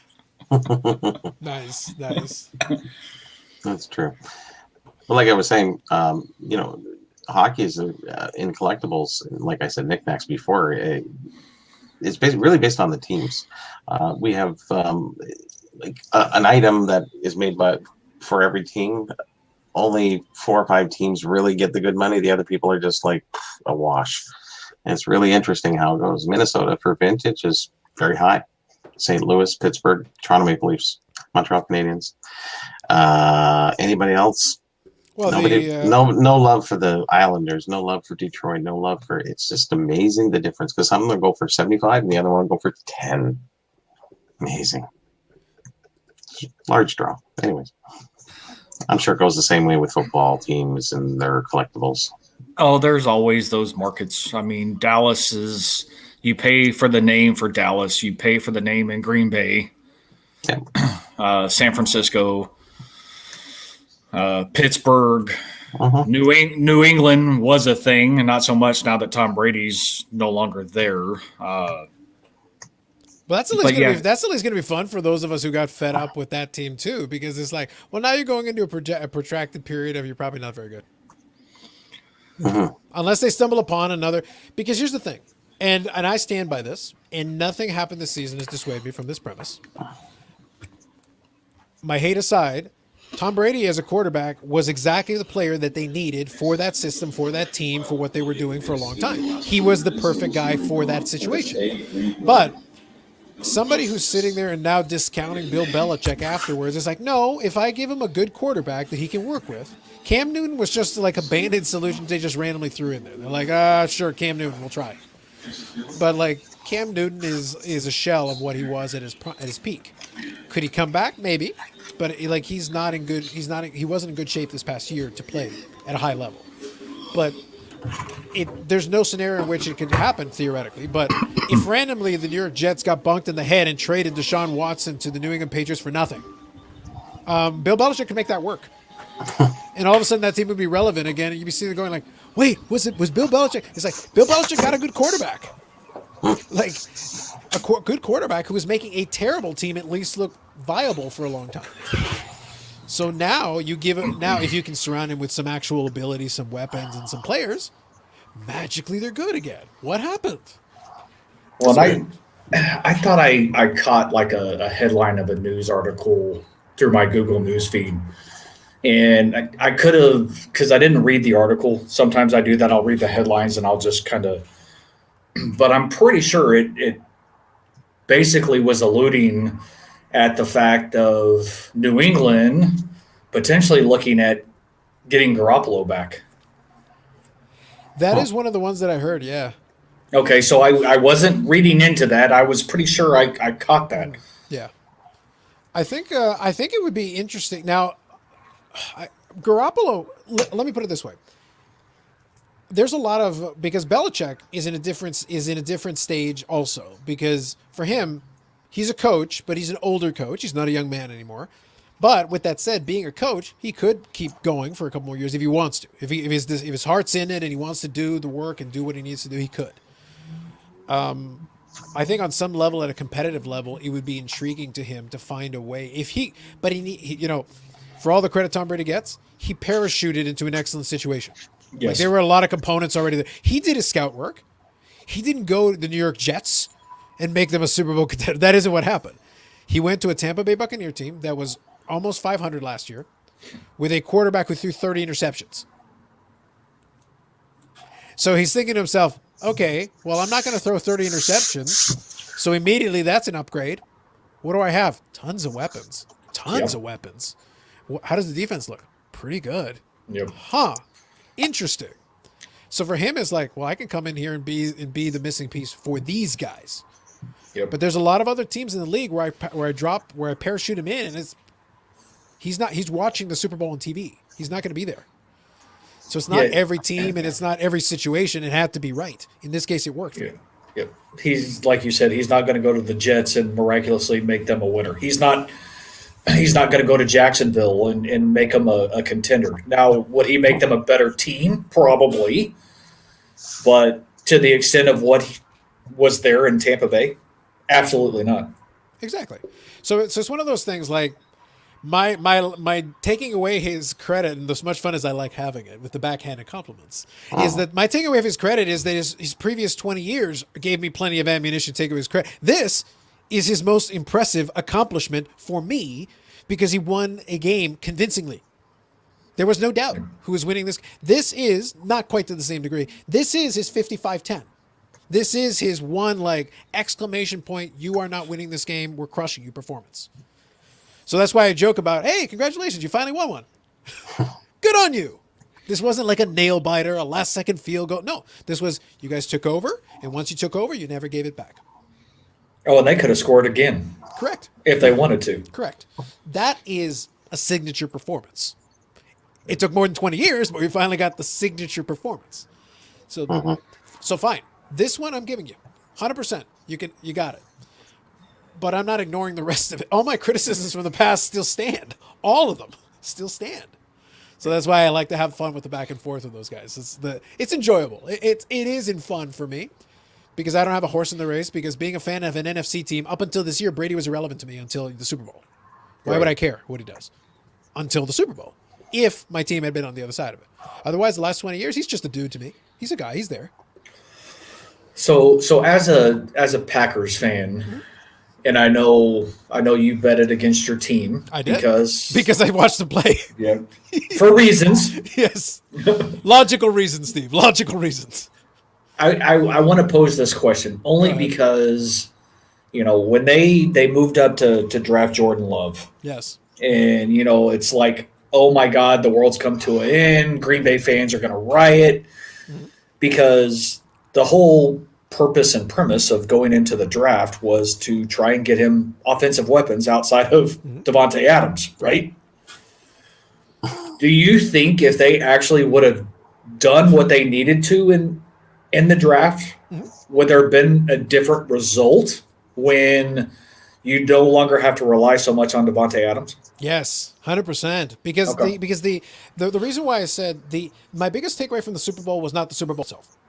My biggest takeaway was that because they were able to so successfully handle Kansas City. Again, I'm taking into account the mitigating circumstances. If Mahomes had an injury, I get it. That's fair enough. But stuff happens. Missing 2 offensive linemen, that's huge. For a quarterback, Mahomes is not immune to the reality that you need the ability to throw to somebody. And then when you do throw to them, they need to catch the ball. You need a little bit of help. That's the reason why I don't jump to give all the credit to the quarterback. I can give a lot of credit to the quarterback, but if the receivers don't catch the ball, if you've got no time, if you have to run for your life for an entire football game, if your defense lets you down, if all these things happen, there's nothing you can do. As a Green Bay fan, I watched the best years of Aaron Rodgers' career. He just had an MVP season, but the whole time it was happening, I'm like, it didn't feel that dominant to me. I saw these stretches where this team would sputter offensively. And then when they're going, they're going. When Devontae Adams is getting hit in stride and he's making plays and doing all that, amazing. They look incredible. I watched this team the year after the Super Bowl. They went 15-1. They were an offensive juggernaut. And the whole time, all my buddies are going like, "Oh my God, your team already won the Super Bowl in 45. And now they're winning. They might go undefeated because they were going until late. They were undefeated." And I said, "I'm watching the games." And this is maybe the ultimate takeaway. I told the guys, I am watching the games. It's not just that they won. It's how did they win? What am I seeing in the course of these games? That's why watching the games is so crucial. The box score is not going to tell you everything you need to know. You need to know how you got there. Were the yards after the catch? Was it a lucky bounce? What happened?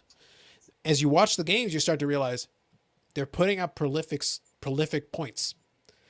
I don't like how they're getting there. I have concerns. This defense is suspect.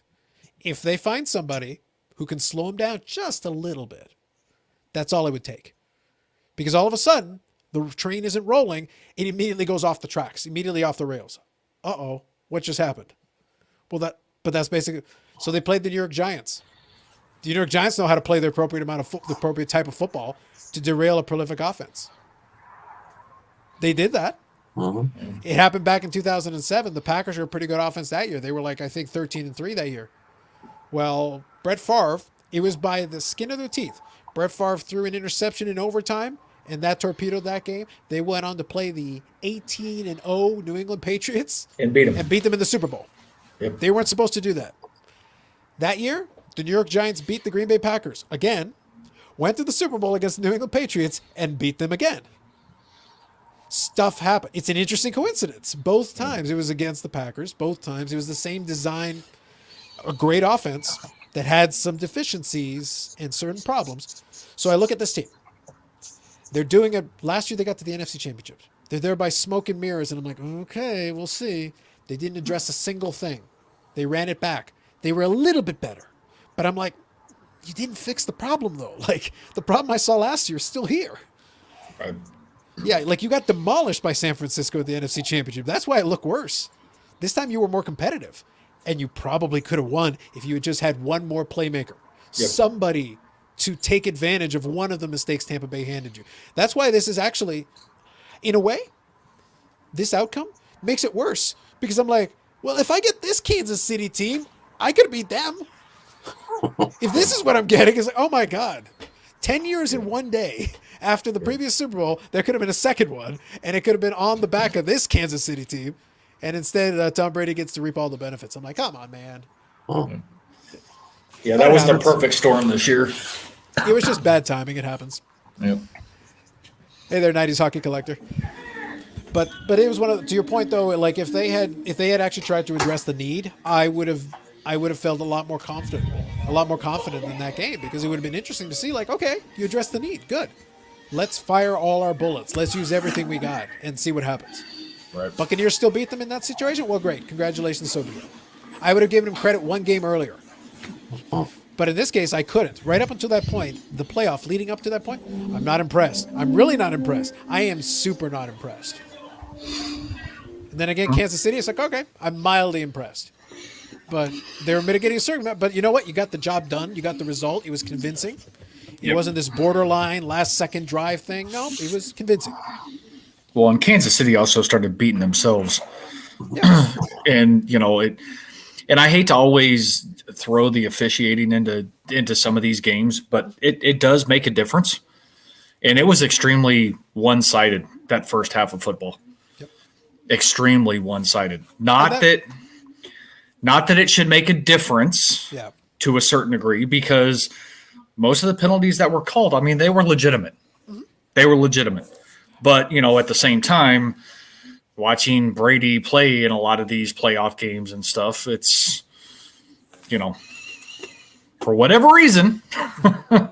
I think, though, this is where the margin of victory helps, because I would love to pounce on that. If it had been the 3-point game with the last-second field goal and you get all those ticky-tack fouls that are kind of like, okay, interesting, then I could have had a field day. I'm like, give me a reason. Fuel the power of my hate machine. It just needs the fuel, Steve. I just need the fuel. But in this case, now the point differential is enough. All right, on this one, I got to let it go. I got to let this one go. I have to be fair. Well, and that's the thing. I mean, Kansas City played like shit all the way around. Yeah. Even take out the missing lineman, take out Mahomes' hurt toe. His receivers weren't helping, and their defense was not helping them at all. Outside of that, the first 3-and-out type situation, or the first couple 3-and-outs, their defense was getting beat hands down. And for whatever, I can't fault Kansas City for being passionate, but there were some stupid penalties on some of those guys that really put them in a bad situation, and it cost them. It cost them the game, and that they can't blame the refs for calling a legitimate penalty. Mm-hmm. They can only fault themselves for being stupid. Yeah, no, and that's fair, and that's the way it goes. So I put in Ed's comments here, and I was saying it's like there is a lot of validity to what he's saying, because he's saying that year the Packers did win the Super Bowl. The Giants had a comeback. The Eagles had a comeback. Otherwise, the Giants would have had a tiebreaker and gotten the final playoffs. That's true. But then the next year, the Giants came in and beat a better version, quote unquote, of the Packers team with a worse defense, a better version of them, and got to the Super Bowl and won. Stuff happens. It's one of those deals. Like, the thing about a one-game playoff, and we alluded to it earlier, the thing about a one-game playoff is if stuff happens that day, then it becomes your day, or it becomes not your day. And do you think the San Francisco Giants, off of the San Francisco 49ers previous year, off of the shellacking they gave the Packers in the NFC Championship, were thinking that they were going to get ahead, be in control, and then suddenly completely lose control and lose by double digits? No, they didn't. They did not think that was a thing that could happen. You have this perfect plan until something weird happens. Yeah, and this last point from Ed is correct. It's like, you didn't expect them not to score. Yep. Because I laughed once the game got to halftime, and I was looking again. I wasn't watching the individual plays, but I was just looking at the way the structure was. This is where I did look at the box score, and I looked at the way it was. I had put my wager on Tampa Bay because I was like, all right, screw Tom Brady, and if it happens, it happens. But then I'm looking at it at halftime, and I'm like, Tom Brady led teams are good. I'll use this analogy. When I look at Tom Brady, I look at a less talented version of Tiger in his prime, because I'm never going to give Tom Brady credit for talent. But what I'll give him credit for is mental fortitude, because Tiger had that at his peak. He had this mental fortitude where once he got ahead, you weren't catching him. Like, that was his mentality. He's like, I'm not letting you come back. But that isn't to say he didn't have his lucky moments. He'd have his moments where, like, the ball would bounce just right for him. But he was so skilled that he would also capitalize on every mistake. So even when he had to come back on somebody, he would be like, so here's the thing. I might not be able to catch you, quote unquote, but I'm not going to make a mistake. So if you do, I will be there. And that is the way that these Tom Brady teams work, is that you need to be the one to force them to make a mistake, not the other way around. That's why the New England Patriots work for so long. If you go back and look at the New England Patriots, that's why all those games were close. The Patriots were actually the worst team most of the time. But they made zero mistakes, and the other team would make the mistake. And they would just sit back and go, eventually they'll make a mistake. The second they make a mistake, we pounce. We just got to keep going. Keep going until they make the mistake. And then we capitalize. Yep.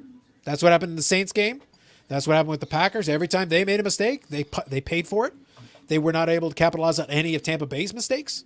Kansas City played a flawed game plan, executed badly, did all that there. Dang. So it's like, that's what happened. Yeah, exactly. Yep. And I had the Bucs outright. And then at halftime, once I saw they had built up that lead, I went back to the line in the live, and I picked up the Bucs on the line too. And I was like, I'm riding this all the way to the end then. I might as well. Because I was like, I don't think they're surrendering that lead. They were too, I felt like looked like they were in control based on that way that game was flowing. If Kansas City would have scored when they were driving in the third quarter, it's one of those, it's always a possibility, but everything would have to fall into place. But it still would have been a possibility. But, on that drop, well, it wasn't even actually it was a drop. It went straight through his hands on that scramble on fourth and whatever in the end zone, hit the guy right smack dab in the helmet. It's like, geez, you couldn't have that's something that I would have never expected. I mean, let's be real. You're going to deal with drops. It happens. Yeah. You know, nerves get the best of you, especially in that caliber of a game. Drops are going to happen. But, you know, guys that normally don't drop the ball it's like, did you like take something to where you're like not being able to see the ball into your hands? I mean, what's the deal here? But there were some big drops. I was just perplexed by your statement that you were allowed to throw on 4th down. I thought you had to kick the field goal. That's weird. I was like, wait, you can play the ball on 4th down? Is that allowed? Is that? Oh, okay. No, I thought that was against the rules. I was confused. It should have been a penalty. CFL rules. Yeah, exactly. You can play at 4th down. What is this? What is this craziness? Yeah, and I do appreciate, Ed, that you did include the hashtag invest. That is key. That is critically important. Yeah, I did see also. But I was just gonna say your investing advice for the night: do not go and try and invest in Tom Brady right now. Yeah. Well, actually, hold on. The buying might be okay right now. Yeah, like literally right now as we speak. The one I'm curious about, because I saw somebody posted this one on social media, and this is not the raw upper deck. Although the raw upper deck was a good comparison because it was apples to apples. We saw 2 different cards within hours of each other, same card. That was a good comparison. This one's interesting though because this one has a little time left on it. This one's got this one's got the better part of a day. This is a good price for this card, but I'm curious now if they get strong action now late into tomorrow. I think they will for that one because that's one of his iconic. SP Authentic, of course, is way up there, including Contenders. Both of those are like up here. Now, would you have if you were, let's pretend you were hashtag investing, would you want the Contenders or would you want the SP Authentic? I'd take the Contenders just because it's an autograph. Yeah, I think those have been doing very well. I think they've gotten some strong prices because I think it's the one that broke the record. I think it was like $555. It was pretty high. But this of course would be the comparable next in line outside of like SPX, I think. Because SPX and Bowman Chrome seem to do about the same, I think. And if I'm not mistaken, I think the SPX is actually limited, which is surprising. You would think that would like trump this one big time just because of serial numbering. I think people actually like. I will say, as a card, aesthetically, the Bowman Chrome is clean. Like it's a clean looking card. It's a throwing motion card. It's got the chrome going for it. Like it's a clean looking card. And he's in his uniform. Yeah, it's got some good components to it. That's pretty good. I did want to give Ed his moment. Correct. If he had been playing, if Patrick Mahomes was injured, they should have seen if they could get Nick Foles in there, because then it would have been Kansas City like 47-0. Like just demolishes. Yeah, I don't claim to be an investment guy because if I was, I'd probably be doing a lot better than what I am and not trying to do some of the stuff that I'm doing now in 2021. It happens. It's one of those things where if you put your head down and focus on the collection, it's tough to get yourself ahead in that mentality. But it's one of those things where if you got great players, historically, having cards of great players has usually worked out. Yep. Like those Kobe cards you came upon, you weren't specifically planning that, but it worked out. Like they sat in the box and they appreciated it as time went on. Yep. And that's how it goes sometimes. And this one, Ed, is kind of the point I was alluding to at the very beginning. Is an open question I put out there. The Brady one was interesting because we got an apples to apples in a short lifespan. Yep. The Bowman Chrome is a more premier, like base card for him. People like it. It does well. But I'm curious to see what the action will be on the Patrick Mahomes in the next coming days, because they lost, but they lost really badly. Like it was a sour taste. It was a sour taste in some people's mouths where they're like, oh shoot, let me get out of this right now. And wouldn't be shocked if there was a little of a window. I think there will be. Yeah. No, and I think there will be, absolutely. And that's, the build up to the Super Bowl. I'm sure you were probably seeing some spikes on some of, his prism and his, his hollow prism and some of the the more mainstream named rookie autographs type situation. I'm not even going to talk about national treasures because that's a topic all of its own. And that's been historically normal. In the run up to the Super Bowl, usually this happens. That is normal. Yep. That's why I say the drop immediately after, even for the guy who won. For some people, this might be new, but it's like, no, that's normal. That happens all the time. It literally happened last year. And Mahomes won. And his cards went down in the immediate aftermath. So some people actually went and bought it after he won and actually got a better deal than if you had bought it just before he won. Mm-hmm. Well, and that's because football's over. Correct. So football is done. It's now the off season. Now, this is the only piece of advice I can give anybody. Now is the time. If this has always been a thing. If there's certain things that you have your eyes on, whether it be 2020 rookie class, 2019 rookie class, the season's done. There's not going to be any games. There can't be really any hype outside of free agency and things along those lines.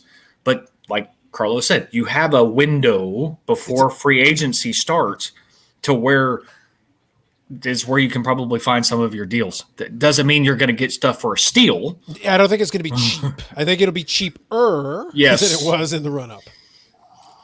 So it will be the cheaper at this point in time than what it's been in a while. Let's say. Correct. Go ahead, Bobby. So do we have the investor coming in, or do we have the collector at that level? But the thing is, both. There is the ability for either or. Because if you are the collector, this could still be collecting advice. If you didn't have the card and you've been concerned that it's been going up and up and up in the run-up, it's like this might be your tight little. And by the way, I'll emphasize the way that this market has gone. That window could be tighter than is tradition. Traditionally, you have a couple of months. Yep. I can't promise that. It might be a couple of weeks. Hell, it could be a couple days. Like, you just don't know. You just don't know. So if you are a person who wants some of those, the person who bought that card for $480 is laughing at the one who bought it for $1,300. It is hours apart.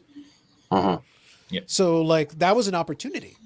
If you're an investor, that was an opportunity. If you're a collector who wanted the card, that was an opportunity. Either way, it was an opportunity. It's a big opportunity. Correct. Yeah, because that will appreciate. I mean, no doubt. It'll start moving back up as you start ramping back up into a season again. Because anticipation will build. Can he win an 8th Super Bowl? Carlos bought it. I knew it. That's why he was tracking it. It is what it is, Bobby. What are you going to do? You know my love of the faux goat. I had to load up. Load up. He didn't buy it. I sold all my Bitcoin. Sold all my Bitcoin, my Dogecoin. Did you see all the Bitcoin advertisements on the side there? Well, it was funny. I had my wager on the Buccaneers, and then I had the one at halftime. But I like to do the little dumb prop bets because there's a bunch of fun ones. Sure. There was an actual prop bet that said Dogecoin being over 3.5 cents at kickoff. And I was like, this is so stupid. I got to go with the over. I won. I won the over. Go Dogecoin. I don't have one, but I want to bet on Dogecoin. My bet would have won 100 Dogecoin. You'd be loaded. They're 3.5 cents. That's why I won the bet. It was if you do one of the dumb prop bets, don't bet more than about $5. Like, keep it low. There's my investment advice. Keep it low on the stupid prop bets. Don't bet more than about $5. They're meant to be fun. Don't spend a lot of money on those. My neighbor, we actually went over for dinner and the game because they're from Missouri, so she's a Kansas City fan. He's a Cowboys fan. Go figure. Sure. But they invited us over for dinner and to watch the game, right?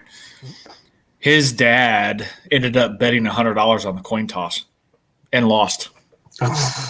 The coin toss is true degeneracy. Like, you're really getting bad odds on it. I'm like, why? Why would you do that to yourself? You're just looking for something to do. You really are. Like, the coin toss, guys. The coin toss is, don't do it. The coin toss is, I've seen that one. Like, somebody mentioned the Gatorade one. The Gatorade bath one's at least stupid. I enjoy that one, though. Like, that one's silly. I like that one. There were a bunch of Joe Biden props if he would make a wager if he would make a wager on it. That was funny. And there were a bunch of like mean-spirited ones. There was one, I did lose it, unfortunately, but there was one that I put a little bet on is like first player to complain to the refs. I had Tom Brady. And I was like, come on. Nope. Not on that one. Who was it? Well, the rest of the other wager was the field. Anybody but Tom Brady. Anybody so but okay. Tom Brady was his own category. And then the other one is if the Buccaneers had lost, this other one would have totally cashed in as well. Because the bet was, will Giselle blame a receiver after the game? And I was like, well, if they're losing, yes, she would. Yeah. The coach is included on that? Anybody. Oh, it is. Okay. I'm pretty sure, yeah. See Ed saying Elon Musk went about Doge. Dare we get on the rocket? No, Dogecoin is stupid. It's funny, but it's stupid. So was Bitcoin when it first started. Yeah, but Dogecoin was literally Dogecoin is an actual meme. Like they took it to the next level. They're like, it's literally a meme. It's named after a meme. Well, the interest. Go ahead, Bob. Those blockchain, isn't there blockchain on that Dogecoin? Blockchain is all of them because it's the underlying technology. It doesn't matter which one. Yeah. But the actual thing, it's the thing. Not to get into a cryptocurrency conversation because that's too long and it's not that interesting. But the short version is the thing with Bitcoin was always that it has a limit. It has a finite limit. Uh-huh. It goes until a certain point and then there's no more. Dogecoin in theory could go on forever. You could mint 100 trillion of them. So that's why I say like it's a meme, but it's also a meme that you could technically make 100 trillion of them. So it's like that's why it's for like 4 cents. Yeah. So it's like if it's gonna go up, that's why the big speculation is, will it be able to get to a couple of dollars? Be nice at a 3 cent. Because compared to 3 cents, a couple of dollars would be a huge gain, right? Yep. Monster gain. Yeah, Brady winning the MVP. That's a fair one. Although you probably didn't get amazing odds on that. I'd be shocked if you got like huge odds on that, Ed. Yeah, you wouldn't. You're always going to get it's going to be a quarterback most of the time. So here's one I was going to say quarterback or a running back. Yeah. So here's one for you, Bobby. That's the 85 O-Peachy Mario Lemieux sticker. That's the PSA 9. Yes, sir. I saw that. Watched it. Bid on it. Everything. Yeah. You bid on it? Yeah. Oh, yeah. Well, the last one just went for $1,000. Yep. That was last week. Yep. Actually, it was funny. This was 10-day auction, and then the guy listed just after him for 7 days. Mm-hmm. So the other guy was pissed off because I kind of know the guy who listed that. I know his username, and he got really pissed off that this guy came in. I did a 10-day auction, and then this guy snuck in and tried to get the early bid. So he said, "Oh, I went to $1,000." I said, "Don't worry, you'll probably do better than him," and he did. So be honest, Bobby. It went for 11.26. You were in at 11.25.5, weren't you?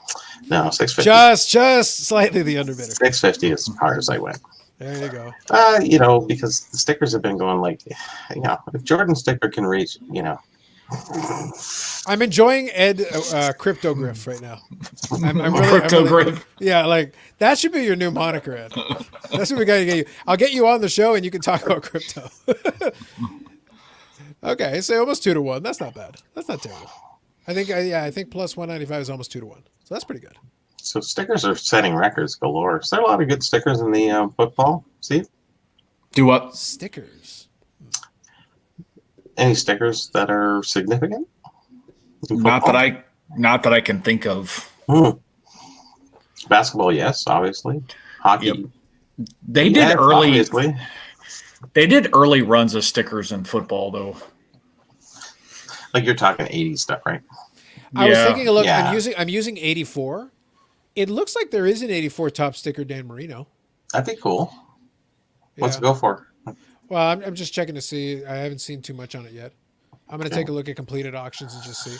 Yeah, hockey's not really big on stickers, but Gretzky's been hot in every direction. So some of his stickers that are high grade. And look at that Mario Lemieux rookie sticker. And I think they even did them in the early 90s too, Carlos. I think that's right, yeah. Because at some point I remember, and I don't remember who produced them. It probably would have been Topps. No, but they had the actual book though too, and they had so you'd buy the sticker packs, and then you'd have so many stickers per team, and then you'd have so they'd be like action shots like they would normally be for football or a sideline shot or whatever. And then you'd have foil ones. Mm-hmm. that were like your Subset. special ones. Subset ones, yeah. Looks But like you not too flip through this book and stick them in there. yeah, not too crazy. That's a PSA 984 Topps Elway, so $150. It's not too crazy. No. That I might, assume a 10 might be something to think about. Well, at this rate, at this market, yeah. Why not? Well, it's like once you run out of everything else. So At that here's point, look at here's something for you. Mhm. And this is interesting, and maybe this is coincidence. I happened to catch a Gary Vee video, and it was underrated, overrated, but it was the sports card edition. Oh yes, I know the one you're talking about. But before you can, I want you to continue. But before Okay. I do, let me use the correct graphics. Please continue. I'm afraid to even know what you're doing. That's 3 rocket ships. Oh, You're talking about Gary Vee, 3 rocket ships. Please Oh, continue, okay. Steve. Please continue. so the question was comic cards. Marvel. Yes. And he, of course, said undervalued, Underrated, undervalued. underrated, undervalued. And I'm like, interesting. Because, comic cards have been around since the early 90s. And speaking of comic cards, Oh, that's the these prop. Here we go. no. these are not older ones. So this is from 94 Flair, I believe. Yep. But it's Yeah. the power, Yeah. whatever the hell they call it. My younger brother did the 92s, 93s, and 94s. So I'm familiar with a number of those. So 91, the 91, I believe, is the first major mainstream set for Marvel. There probably could have been earlier releases and everything else, but there's a lot. that's one that I remember. Gotcha. And Because they started in the 60s. that's from what I remember. That's why I was. There's a nice one, yeah. Yeah. So the sets, 91 Marvel 91. Universe, the sets, complete set, Hulk's rookie, all this other kind of crap of what they dictate, whatever. I was looking at stuff months ago, and they were still fairly inexpensive. Sets are now $300-$400. I want to see. Well, you And should I see actually- what the boxes are going for. Yeah, they're like over $1,000. Yeah, they've absolutely gone crazy. So the reason, one quick thing, we actually showed this one the other day, but since you brought it up, it's a good. I was able to pull it up here. So if you look under the listing, it says Pop 5 on this one, and right now that's what's helping a lot. So I Absolutely. don't know if you can zoom on it. Yeah, hold zoom in on. on. Yes, I can. what you- Give me 1 second. Yes, I can. There you go. That's the hologram. Yep. So $75. Yeah. They never sold for $75. Oh, for sure. And right now, I think so. We got to touch on it the other day, but I am taking it seriously from the perspective that there is, and my statement was, there's a window where I think he's accurate. Part of it is because he's bringing attention to it, but the other part of it, honestly, that people are like freaking out about now, and the listing includes it. The pops are low. Why? Because Yep. nobody bothered. Yep. Now that isn't to stay low forever. If people start like sending hordes, over, because I try to hear the counter again, and this is the overarching theme that I've talked about like a billion times. When people want the narrative to fit, they will become the greatest yogi in the entire world with their flexibility to bend over in positions that weren't humanly possible a moment ago, that to find a justification after the fact. Because I was listening and they were like, well, I don't think it's going to go up that much because the kids didn't take care of the cars. It's like, it's 1991, not 1951. Yeah. Yes, there's a lot of them that are damaged, but there were trillions. Yes. I went to the dollar store. My younger brother collected those cards. We would get the packs. He had so many packs. To tell you how many packs he had. In the ones in 92, 93, and 94, they had the foil cards inside and whatever, but they were slightly thicker packs. He didn't sit there like, grabbing the pack and like testing the thickness or bending them or whatever. He got to the point where he had opened so many packs that instinctively he could grab a stack of packs, figure out which ones already had the insert in them, and just grab the ones with the inserts. And he could do it in about 5 seconds. Just grab them like, yep, that has one. Yep, that has one. Yep, that has one. He'd go home, open them all. They've got all the inserts. Yep. But that's how many packs he opened, which is to say they were so available at $1 a pop. So nobody was going to give him flack for it because he's not sitting there for 5 minutes evaluating the pack. He's like, nope, good, and grab a stack of them 10 at a time. I bet you right after Gary Vee said that, I can see 50 items sell on eBay real quick. Yeah, You know, every time he drops something, food issue, he started bringing up some of the early basketball food issues, some bread issues. Sure. As soon as he starts going, then people start thinking outside the box and go, oh, hey, maybe there's the next thing. It's not that people love them. It's just they love the money thereafter. Well, he's talked about soccer cards and how earlier, soccer was mostly stickers and those being underappreciated, undervalued type situation. And to a certain degree, there's validity to the statements. But what I find interesting about it is the fact that somebody who has that kind of reach can truly, in fact, manipulate. But that's anywhere. Anybody who has that sort of reach and that sort of following and is an influencer. Personally, I don't know if I'd ever want that type of power, so to speak. Totally. You already have it. You would totally want that power. No, I don't want that power. No, actually, I don't. Because then I'd actually have to charge you to allow me to be on your show. No power. All you have to do is say the word, Steve.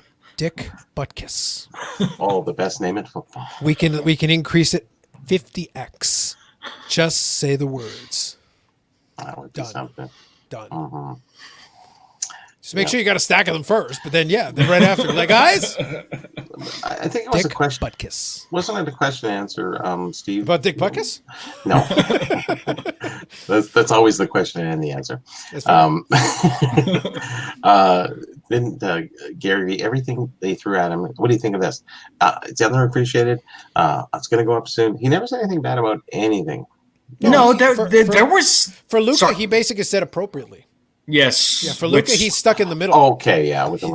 But most of the stuff he said was positive. It was just underappreciated. Not people will come around to it. That thing's going to be I think hot. There was definitely one that he said was over. I don't remember which one it was. There was one or two in. There was one, I know, but most of them was like, it's going up. It's like, people are influenced that way then. Wow. Well, yeah, because he swears the Jordan rookie should be a $1 million card. Oh, I know. It's going to be there in what did you say, 5 years or something? It'll be there less than that, I think. 27 minutes, I think. Thereabouts. Oh, yeah, maybe. Yeah. I think off the distance, Ken Golden is about to sell one for $1.5 million, Bobby. Off the distance somewhere. And when does this stop? Well, he does have. He's got the 7-day auction stuff running, and I think he's got a Jordan. Mm-hmm. Oh yeah, for sure. That's the thing. He's got one in the most recent. This has been the thing about the Jordan is that it's not. The Jordan is borderline a commodity card because of his sheer abundance. Like he could have one in every single auction from here until the end of the decade. Yep. Like it's never going to somebody at a price point will be like, yeah, I'll put it up for auction. Yeah, I'll put it up for auction. Yeah, I'll put it up for auction. He could keep doing it every single week. It's like, there's only 316. Yeah, but all 316 will cycle. Yep. There'll be like one or two that somebody will be like, yeah, I'm not selling. Everybody else will be like, yeah, I'll take 100,000. Yeah, I'll take 200, 250, 300, 400, 800 million. Yeah. So I just got 3. Seeing stuff like that, I could be, I know this is negative thing to say about the hobby, but at some point there's gonna be market correction, and we're not going to consistently see these records being blown out of the water. Right now, we are in the perfect storm, and it's going to stay consistent. But there will be correction. You're not going to see these records being blown out of the water all the time. Maybe on the tens and the unique things, but the other things, there has to be a settle down period. I'm talking about those that that have higher pops. Look at your Luka Prism pop report. Look at you bring up 316 PSA 10s on the Jordan rookie. That's a pretty high pop considering. It's not thousands, but it's still thousands is the Trout. The Trout is 5,000. So that's what I'm getting at. You'll start seeing correction because when people start really paying attention, It's like, oh, well, shit, maybe this isn't as rare as what I thought it was. Why the hell did I just drop 10 grand on this card? Or, in the Jordan, $800,000. It's not super rare, folks. It's not. Yeah. Well, when the grade reaches critical mass, then that's when obviously things will definitely drop off to a degree. And there's gonna be more going into PSA because people are like, well, shit. For somebody who invested in Jordan early on and getting Jordan rookies for pennies on the dollar, literally, back in the day, they took care of them and everything else. For all we know, somebody could be sitting on 50 of them. You send all 50 of them into PSA. Granted, that's going to be a pretty big price tag. But, I mean, shit, you're going to see that pop report go up because everybody's now realizing there is money to be made in the card market. Mm-hmm. I'm going to start throwing more stuff into PSA. Exactly. Now, I will say one thing, just so that we put in word, because I generally agree with you, and I want to make sure we cover like all the angles on this because we can't pick timeline. What Correct. Steve says is correct, but the problem is the timeline because everybody's like, well, so that's why we always joke about the inning thing. It's like, well, I don't know. Are we playing a double header? Is it a 3-game series? Like, even if I try to give you an inning, which game are we in? Like, it's impossible to try to do that because right now there's folks that are just entering the market now with a bunch of cash. Yeah. So those folks that are entering the market with a bunch of cash, they're inflating, and if they're bringing some friends and they're inflating, then you're adding more gas to the tank. The tank maybe was about to go empty, but we just refilled the tank. We just reloaded it. Maybe we didn't refill it completely, but if we refill half a tank, we got miles to go. Yep. So it's like I can't sit there and go like, yeah, soon. Well, not in every area, but most of the areas that are hot for sure. But what happens though is I've always made the separation, and we talked about this. I make the separation between that high end and like the ground-based realistic collector. A lot of these sales are not affecting that ground-based realistic collector. There's a lot of cards that you can get or knickknacks or anything else that are available that were available before. Maybe it's gone up a couple of percentage points, but it hasn't been that dramatic. Yep, they're reasonable. They're still reasonable. Yeah. So for them, the impact is minimal. It's their world hasn't changed. They go on about their business, living their lives, ignoring what's going on over there. Mm-hmm. But for a while, that upper end. Now, for some of that middle tier stuff that still has some low pops, there's some vintage stuff that will move. There's some stuff that's really popular, that's hot, that will push some of that middle. So the Jordan 10 goes up. The 9 will, if the 10 stays strong, the 9 stays strong. Yep. The 8 stays strong. The 7 stays strong. Okay. That card still holds. Yes. Not every card. Correct. There are some cards with Jordan that I can get that will be cheap. They are. Uh-huh. But some of them won't be. So it depends. And that's still Jordan. I'm staying the same player. So does the market shift? This is the question. Does the market shift out of popularity to rarity? Rarity pop? Don't careful, Steve. You're going to excite Bobby if you say yes. You're going to. This is his dream. This is all he wants. It's all I want in my life, yeah. No, but see, I was going to say that I can't answer that question because, and the reason why I can't answer that question is because the way that the market is right now, it goes one direction one day and it's completely something different the next. Would you think that would start being more of a focal point in certain situations and certain collectors or certain investors? Probably. But as a whole, I don't think you're going to see a shift as a whole. No. Yeah. Now well, once the shift happens, it kind of drives the other part of it, correct? It does, but there's one factor we have to carefully consider here because I'll play into what you're asking as well, Bobby. Yeah, it's an indirect question. Yeah, really, because the other piece of it is, let's say it could have, but then the people that are in it, and this is where the golden comment from the other day is critical, because he's saying that he has buyers who have a lot of money and are not paying attention to pop reports. They don't care. So if they're spending the money on it and they're like, and somebody goes over to them and goes, 316 is not a million. 316 is not 10,000 or 5,000 or whatever, but 316 is not rare. I can buy you 10 on eBay right now. And they're like, well, I just wanted that one is in front of me. For them, it's a buy it now. Yep. Yeah, it's an auction, but for them, they're like, yeah, whatever, 600,000, 800,000, I don't care. super low population of people doing that. When to you it's a stick of bubble gum, and you don't care that you could have had it. Like you paid $10 for a stick of bubble gum. Why? You could have had it at the dollar store. Whatever was in front of me, I bought it for $10. When you don't care, then the pop report doesn't matter anymore. But the pop report is such a prevalent question to everybody. It can be. Watch Sasha T. and what's pop? Oh yeah, okay, yeah. But because he's looking at it from a business perspective. He's thinking he wants to be able, kind of thing, he needs to be like, I'm trying to get rid of the high pop stuff and trading it for the low pop stuff because I want to make sure that if something turns, he's basically preparing for the scenario you're talking about.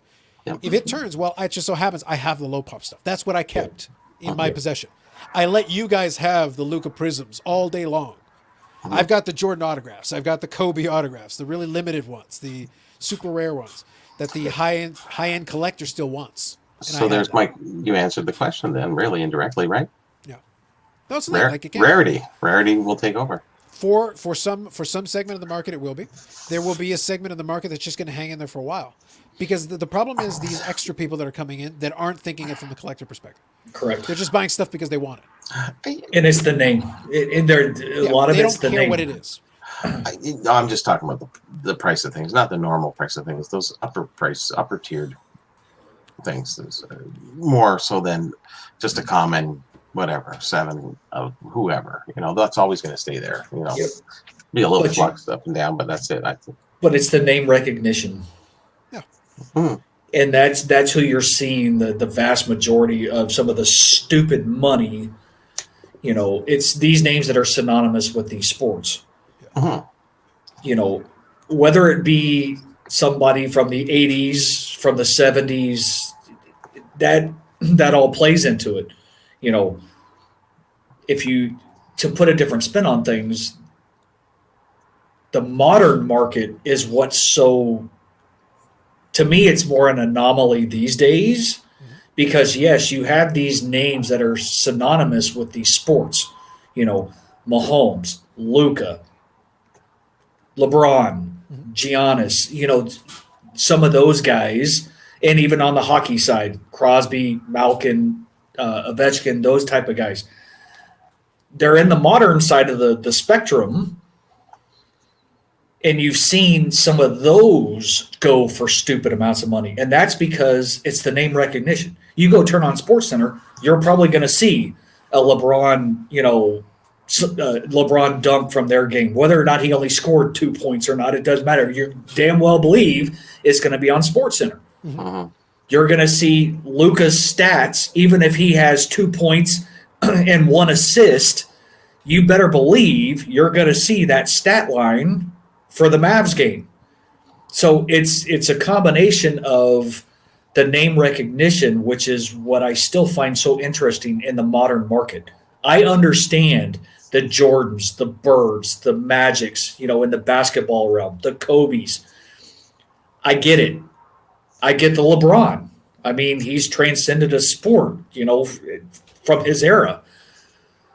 But I'm not these newer guys that are just through the roof, they're still early on in their career. Yeah. And the question becomes, are they going to be top 15, top 20 to ever play the game? That's the questions that you have to ask yourself. If the answer is yes, then to a degree, the investment is valid. But if you don't think they are, why are you paying $1,000 for something when may be only worth $250, 15 years down the road? Because you like it? It could be, but it could also be that you don't think it's going to be $250 down the road. Also, you might not be looking to hold it for 15 years down the road. And that's true too. That's a key.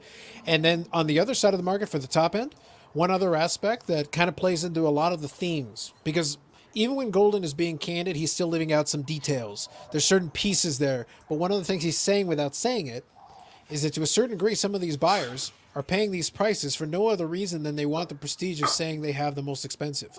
And that's true. It's like, you could have bought this for $10,000, but I wanted to pay $100. Why? Because I'm the first to pay $100. No one's ever paid that much for it. I have the most expensive one. Is that a feature? It is to me. Bravada's always been there for those guys. But that happens in other collectible things. Why did the art world, the great pieces of art, have always been valued, But why did the values escalate into the 9 figures? Because somebody with a lot of money said, I will be the first to pay $100 million for a Picasso. Yep. And then somebody's like, well, I'll pay 101. So take that. And it Fair becomes enough. this contest. Be like, I've paid the most expensive Picasso. Yep. Wasn't there a recent reference about that? About, sports cards have become like art? They've tried to make that analogy. The problem is that But- I have fun with them. I go, Oh my. it's more like an art print Shit. because you don't have one. Even have- with the exception of a 1 of 1, which is designed to be that way, but the majority of these cards are art prints. Yep. There's one original, there's one plate, if you will, whatever, but then everything else is a replica of the plate. It's the product, the end product of the thing. It's not a Picasso because you can't get another original Picasso that's exactly the same one. Unless you're talking sketch cards that are Correct. 1-of-1s. Sure. Then you Yeah. can equate to the art reference. Yeah. Thank Otherwise, you. you can have a million of them because Yep. because that's why I think the print is the more accurate analogy for most sports cards. It's like, no, you can have a print of a Picasso and maybe it's limited to 500 copies, but it's still a print. Yep. The Yeah. original's in the museum. In all fairness, I think they're just referencing that it's similar to, not just like. And I think that's the difference there. Totally. I know what they mean. All the refractors and all the different colors and the rainbows and all that stuff going on in the cards today, and referring it to a Mona Lisa is like an insult. It's like, well, here's an artist with painting it back in 200-300 years ago, and you're gonna. Some guy has a computer system, does everything for him. He just CADs it up and boop, there you go. The That's thing wonderful. is, if you go into Steve the likes that stuff because he's right on with me. I know. if you go back into the world of vintage, you had sets where they used art as the basis of the product. The 53 top set, part of the reason it's so So that popular, piece of art is worth. that's what I'm something, getting but not at. the card, right? But that's Sorry. why I'm saying it's a print, though. That's why I'm saying it's a print. But okay. at least it was backed by an original piece of art designed for it. Correct. Like it started, as opposed to, you use the Luca Prism. It's a picture of Luca. You could have put any border on it. Like it could have been anything. It's still it's a nice picture, but it's a picture. It's just a picture.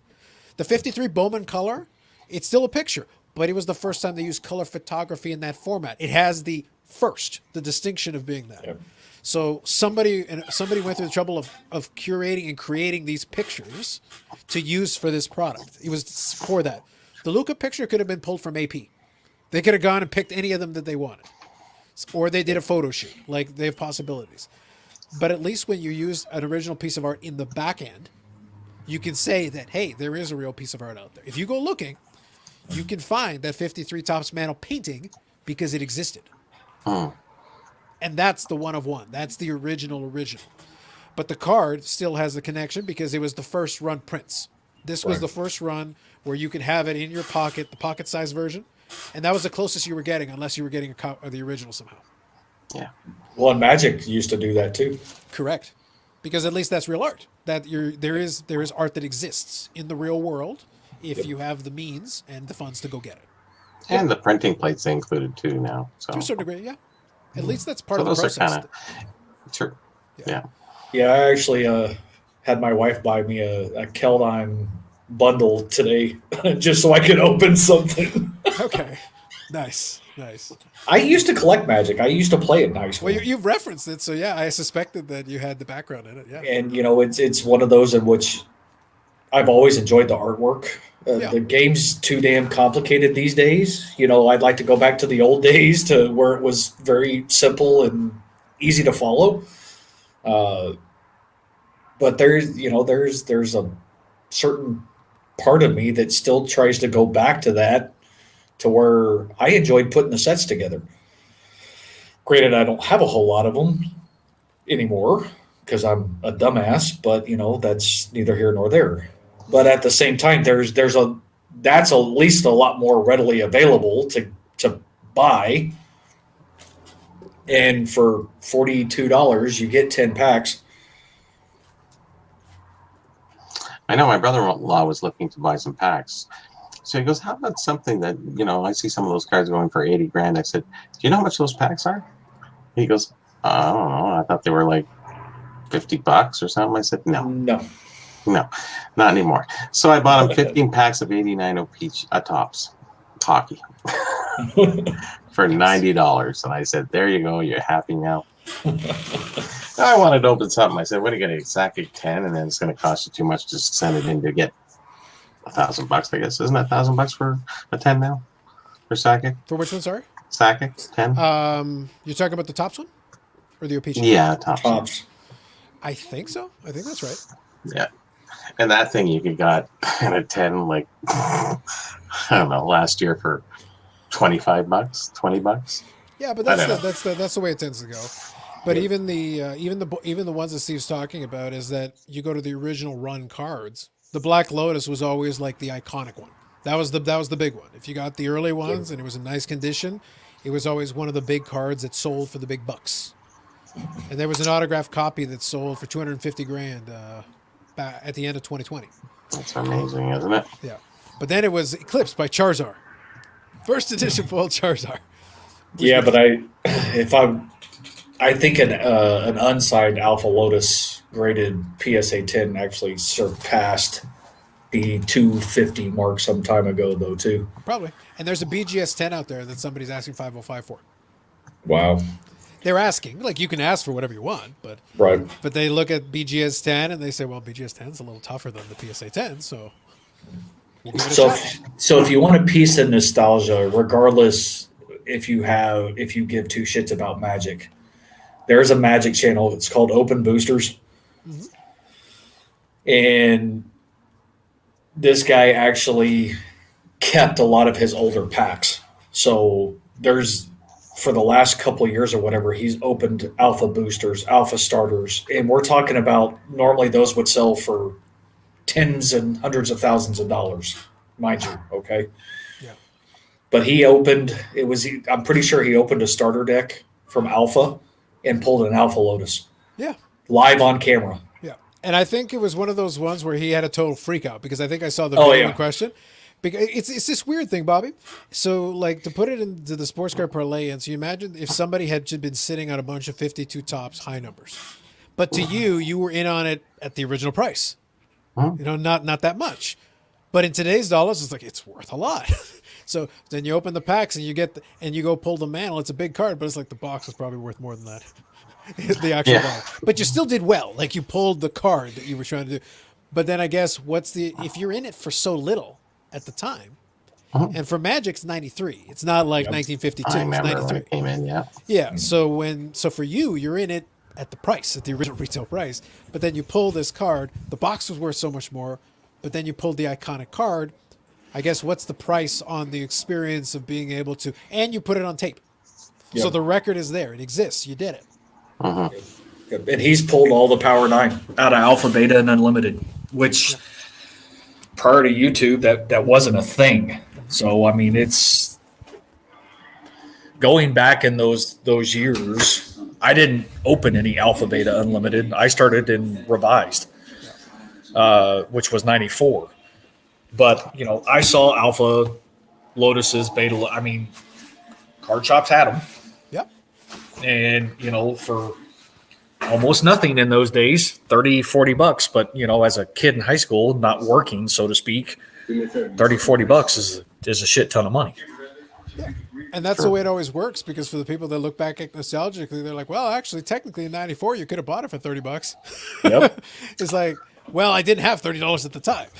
It's a bit of a problem. Unfortunately, it was a quarter for me in my time. Yeah, exactly. Yeah, but you're just old, Bobby. Pretty much. You're old as dirt. I think so. I think I almost look like a Muppet. So I'm still waiting for you to pull out the 52 Topps High Series packs and start opening them for all of us. Damn, I'm not that old. Well, how about the 7980 Peachy? Let's get some Gretzky rookies going. I told you I'd pick potato chips over Gretzky packs. Shit happens. You only have and they call me a hater of the GOATs. Dang! It's like, you know what I'd rather have than Tom Brady? Potato chips, guys. You know, in fairness, I would probably make that trade. They're probably legit. And plus, it was girls in high school. You know, we stopped playing cards by that time. So I didn't. We didn't. Well, it was a different time. We didn't have what you guys had. And vice versa. Well, in fairness, you did open the packs later on. Like I think they were like $150 a pack or thereabouts for the. Oh yeah, we'd open them at the The expo? at the expo. Actually, if you go on, there's Facebook, but there's a Wax Pack group. I can actually bring it up if you want to look at the 57 opening of a pack. I posted it just for today. I cropped it down 2 minutes. If you can bring it up, we'll show it.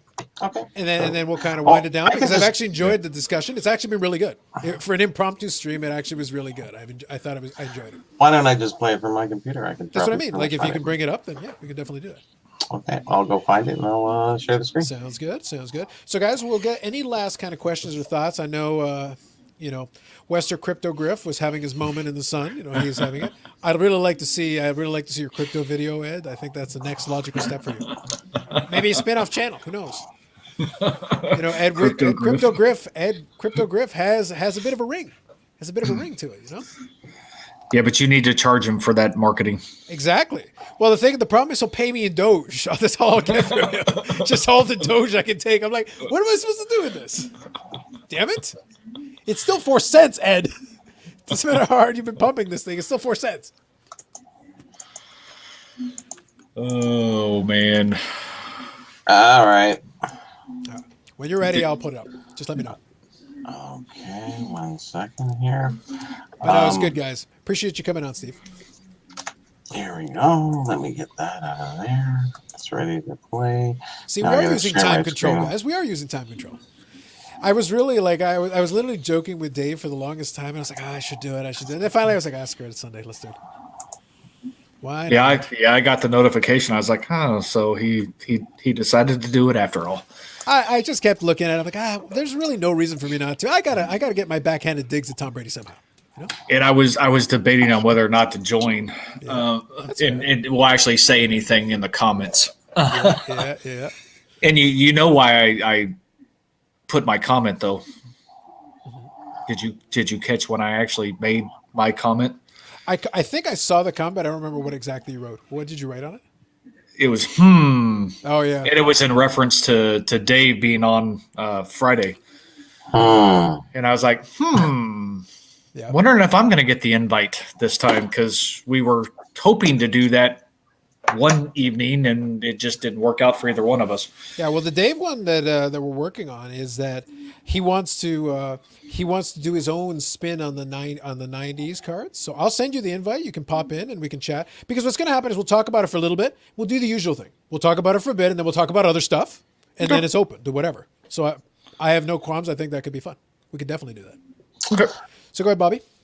Do we need the audio? Because that's the one thing that I don't know how I'm going to do that. So the way it works, Bobby, let me help you. So Sure. you're on Windows, right? Yeah. Okay, so what happens is, so right now you're playing this off of a video you got on the computer, right? Yes. Okay, so it's a bit tricky. So when you did share, do you have 2 options or 1? When I did share? Yeah, when you did share initially, did you have 2 options or 1? Because they changed it now. They've updated it. They've actually changed it. So that's what I'm asking. I can't remember if it Well, was. you close it up and try reopening it and give it a try. But they've added one where you can do the video file one. And if you're doing the video file okay. one, I think it will play the audio because that's a new feature. By the way, Steve, I don't know if you guys will have that. That is a new feature that I saw just the other day. Now you can do a video file directly instead of doing all through Chrome.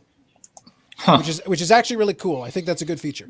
And you don't have to do like a regular screen share. You can do a video file specifically. I see it right there. Oh, yep. So do the video file one. Do the video file one because I'm like 90% sure you'll get the audio that way. It's probably Okay, work let's better. hope so. All right. So, there we go. Awesome. Yeah, much better. The mug, the 57 things, top pack. fucking inch. Hockey. Oh, sorry. Oh, That's me commentating. I here we videotaped go. it. First exposure. Don't show anyone yet. It's a big smile. Not on Mike's face, though. Tense nervousness.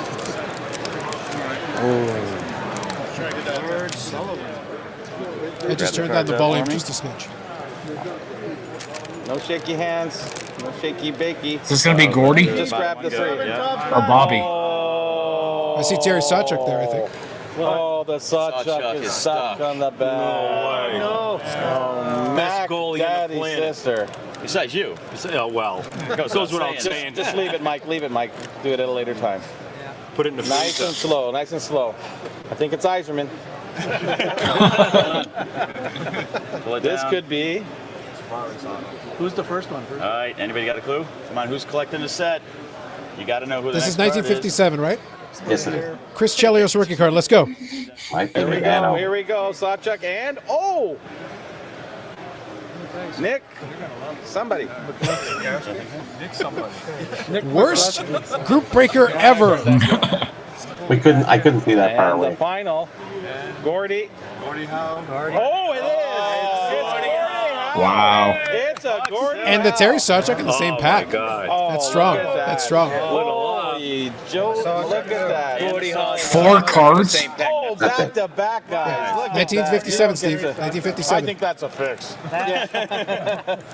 Then Ray Sales. It doesn't get It any has. better than that. They put terrible cards in there too. Oh, I also forget the sets are a hell of a lot smaller too. Now, Yeah, I think it was like pull of the 60 odd century, cards, gentlemen. You Bobby? will never see anything like that again. 57, yeah. 60. Yeah, there was a little run there in the 59. 50s where they were like 60, less than 70 cards. So 4 cards is pretty reasonable percentage-wise. Like, No, and that makes sense, but it was like seeing 4 cards. But then again, Topps Chrome had 4 cards per pack for the longest time too. yeah, and you did get worse odds because Topps Chrome had more than 60 cards. Yes. So at least you had a better shot. Although Sawchuck and Howe is an excellent pack. In Back to 1957, like a Detroit Red Wings fans would have been beside themselves. Although That was the cool to see though. Well, card getting stuck at understand, the bottom is a pain, though. they only had the 4 teams, remember? That's right. The other 2, Toronto and Montreal, were Parkers. Were they able to extract? Was they able to extract it from the back of the pack, though? Yeah. Yeah. See, that was a glassine wrapper. Okay. Remember, I think I talked about it before. It's Yes. and that was the only year Topps did that. Well, Peachy did it earlier, but I mean, Topps did it then. That thing was, and they looked so beat up. They got poor grades, but look at the cards in there. Just beautiful white and beautiful. Yep. Except the Howe was way off center though, That's typical, whatever, for all the cards back then. which that's makes how- sense. That tells you how tough it is to go to get a properly centered cup. Yep. Like straight No. out of the pack, it's off center. It happens. Nope, I get it. Well, that guy opened a 52 pack. Did you see that one on the internet? The 52 baseball. Was this the one where they were? I feel like this is the one that Card Porn posted or somebody else posted on Instagram, and like might have just borrowed the link. It made But- it. Yeah, it made it Yeah. round. But I laugh though because the back caption says, "Oh, maybe they'll pull a 52, Mano rookie," and I'm like, Mano's 51, and if they pull it from a low numbered pack, you guys are the best. You're the best ever if you pull a 51 Bowman from a 52 Topps pack. My understanding was the 52s had 6 cards in them, and that only had 5. Actually, it opened so easily. That pack was. I don't think it was any good at all. Just when he opened it, just the back came off nice and easy. Pulled down on the corners. Nothing for the last 70 years being closed. Too easy. Yeah, but I think it was funny though because it's one of those things. Though, could you imagine those things? It was funny for me to watch that video because so you imagine Steve using the Magic the Gathering analogy. You're sitting there trying to open. You're opening an alpha pack, trying to see if you can pull the Black Lotus, but it turns out it was a 2014 wrapper. And it's like this isn't going to happen for you, sir. I'm confident in saying this is not going to work out the way you think it is. You're in the right genre. Wrong year, wrong product. Not going to happen. Well, one of the Nationals or whatever what they break? It was a pack break of either 53 Bowman or Topps, or it was like the 51 Bowman. Okay. Because I think I did see one that was a 55. I don't know which national it was. It was not that long ago. I did Okay, see a maybe 55. it was a 55, but I mean they were looking for one card, Yeah. Probably and it was one of those what you paid to get in said pack break not. Yeah, That was vintage Was your- breaks with Leighton Sheldon. was your card that you got, got it. and that was it 55? 55 was a television borders. Yeah. Yep, it was a 55, and they pulled the mantle, and it got And it was graded clean. a 9. It would have been a 10 if but due to centering. Which is a strong card. It's a good card. Like that's a strong card. You're getting mint mantle out of the pack.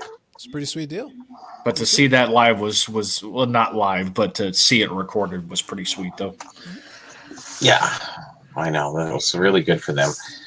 But there you go. You have fun with that stuff. Some guys will, but all the other ones, they got $20 cards, I guess. Well, it's one of those things though, that $500 a person, I think, and they sold 14. I don't know, whatever it was, something like that. Yeah, I don't remember what it was. I think the thing is that at that level, you're basically playing a lottery ticket. You're like, give it a shot. Give it a shot. That's what you're doing. Hey, that guy got, what did he get, 80 grand for that? Yeah, for PSA 9, the problem is with 55 Bowman, like a lot of the other ones, you're just as likely to get a 55 miscut medal. Yeah. It's like, it's a little off center. Yeah, half the card is another guy. It's like almost. It's a rare variation in today's world. That's right. Exactly. Somebody listed that. I saw a listing. They had a Gretzky rookie. It was on Facebook. It was kind of funny in the marketplace. So the guy says 1979 Topps O-Pee-Chee rare variation 1 of 1. So the front, he turns it around. It's Topps on the back. So he assumes O-Pee-Chee's on the front. And I'm sitting there going, "Oh my God, why are you selling this? And why do you have $5,000 on it?" It was a 5. I was just sitting there. Oh, I guess you may as well give it a try. Yep. In this market, everything sells, right? It was O-Pee-Chee and Topps. It was rare variation. It was screwed up. The PSA screwed it up. It was supposed to be, I don't know. They put O-Pee-Chee on it. It was supposed to be a Topps. And look at that. Look at the spectacular timing. Charles, good evening. My gosh, aren't you in school tomorrow? Charles, I sincerely hope you were here about 5 minutes ago, because that would have been right up your alley. Like right about 5 minutes ago. Yeah. We're not gonna revisit, but if you go back, Charles, maybe about 5 or 6 minutes, you might see something that would interest you. Just throwing it out there. About 5 or 6 minutes on the stream. Well, since 2006, I started videotaping our pack openings at our booth. So we did a 54 Topps. That's like a $7 grand pack. And 57 Parkers, 58s, 50. Both Topps and Parkers. We'd open Gretzky packs and do pack wars. They were $150, $200 each, and we just do pack wars. Yeah, it still was. That wouldn't have been cheap. Now, but at least $4 grand. But at least you could have at the time. At least at the time, you could be like, okay, take a stab at it, and maybe you pull a Gretzky, maybe you don't. But for $150, it's not that crazy. For a couple of grand, yeah, it kind of is. Yeah. Someone said to me once when I was younger, he said, "The good old days are here and now." And I never understood that until you get a little older and you say, "Yeah, remember back then, and we were opening we were here and there, here and now." It was like, but here and now it's always retro, right? So it's kind of interesting. Well, I think the good old days for me were right around 5 p.m. today before the game started. I think those were the good old days. A couple of hours ago, you know. We're seeing that Brady go for 500 and 480. It's like that's unfortunate. But hey, what are you gonna do? So guys, it was a lot of fun, and the little bit video. So two things, real quick. The video feature is actually pretty cool. I like that because you can play it straight out of video file. That's actually a very good feature. That's first time I had a chance to try it. That's actually pretty cool. Oh, very good. Yeah. Worked out well. Like then I don't have to tie in the audio because that would be difficult, right? Makes it a lot easier. Once I saw that, I was like, ooh, this could have potential. So Yeah, it's the first time we got to try it. Yeah, as long as it's something saved on your computer, I'm guessing it would be the way that would work. For that one, yes. You can do like video playback, but for the regular video playback, you have to do it from a Chrome tab. That was what you had to do before, and you could check off the audio. Yeah. So you could play a YouTube video or something. Like I've done that. That's fine. But the ability to do a file is awesome because then if you happen to have the file already, you can play. And you saw it went full screen, which is actually really handy. It was nice. Yeah. And I was able to control the volume from it, which That was was a nice good. little bonus. So I was like, cool. So now we know. A little extra feature. So there you go. StreamYard is adding a couple of things. I like it. Well, that's a smart thing. Yep. Very good. I love it. Sounds good. Nice. Thanks very much, guys. Paul added towards the end. Charles, you joined us a little bit late, but if you do get a chance, literally zip back maybe about 10 minutes. 10 minutes or so. Check it out because Bobby let us see a video of a 57. It was 57 Topps pack, right? True. 57 Topps pack getting opened. You might see something interesting in that one. Maybe. Pretty Or good. 2 or 3. Pretty good. Pretty good. The wrapper was worth, I think, at that time about $1,400. Just the wrapper. Nice. They just didn't survive.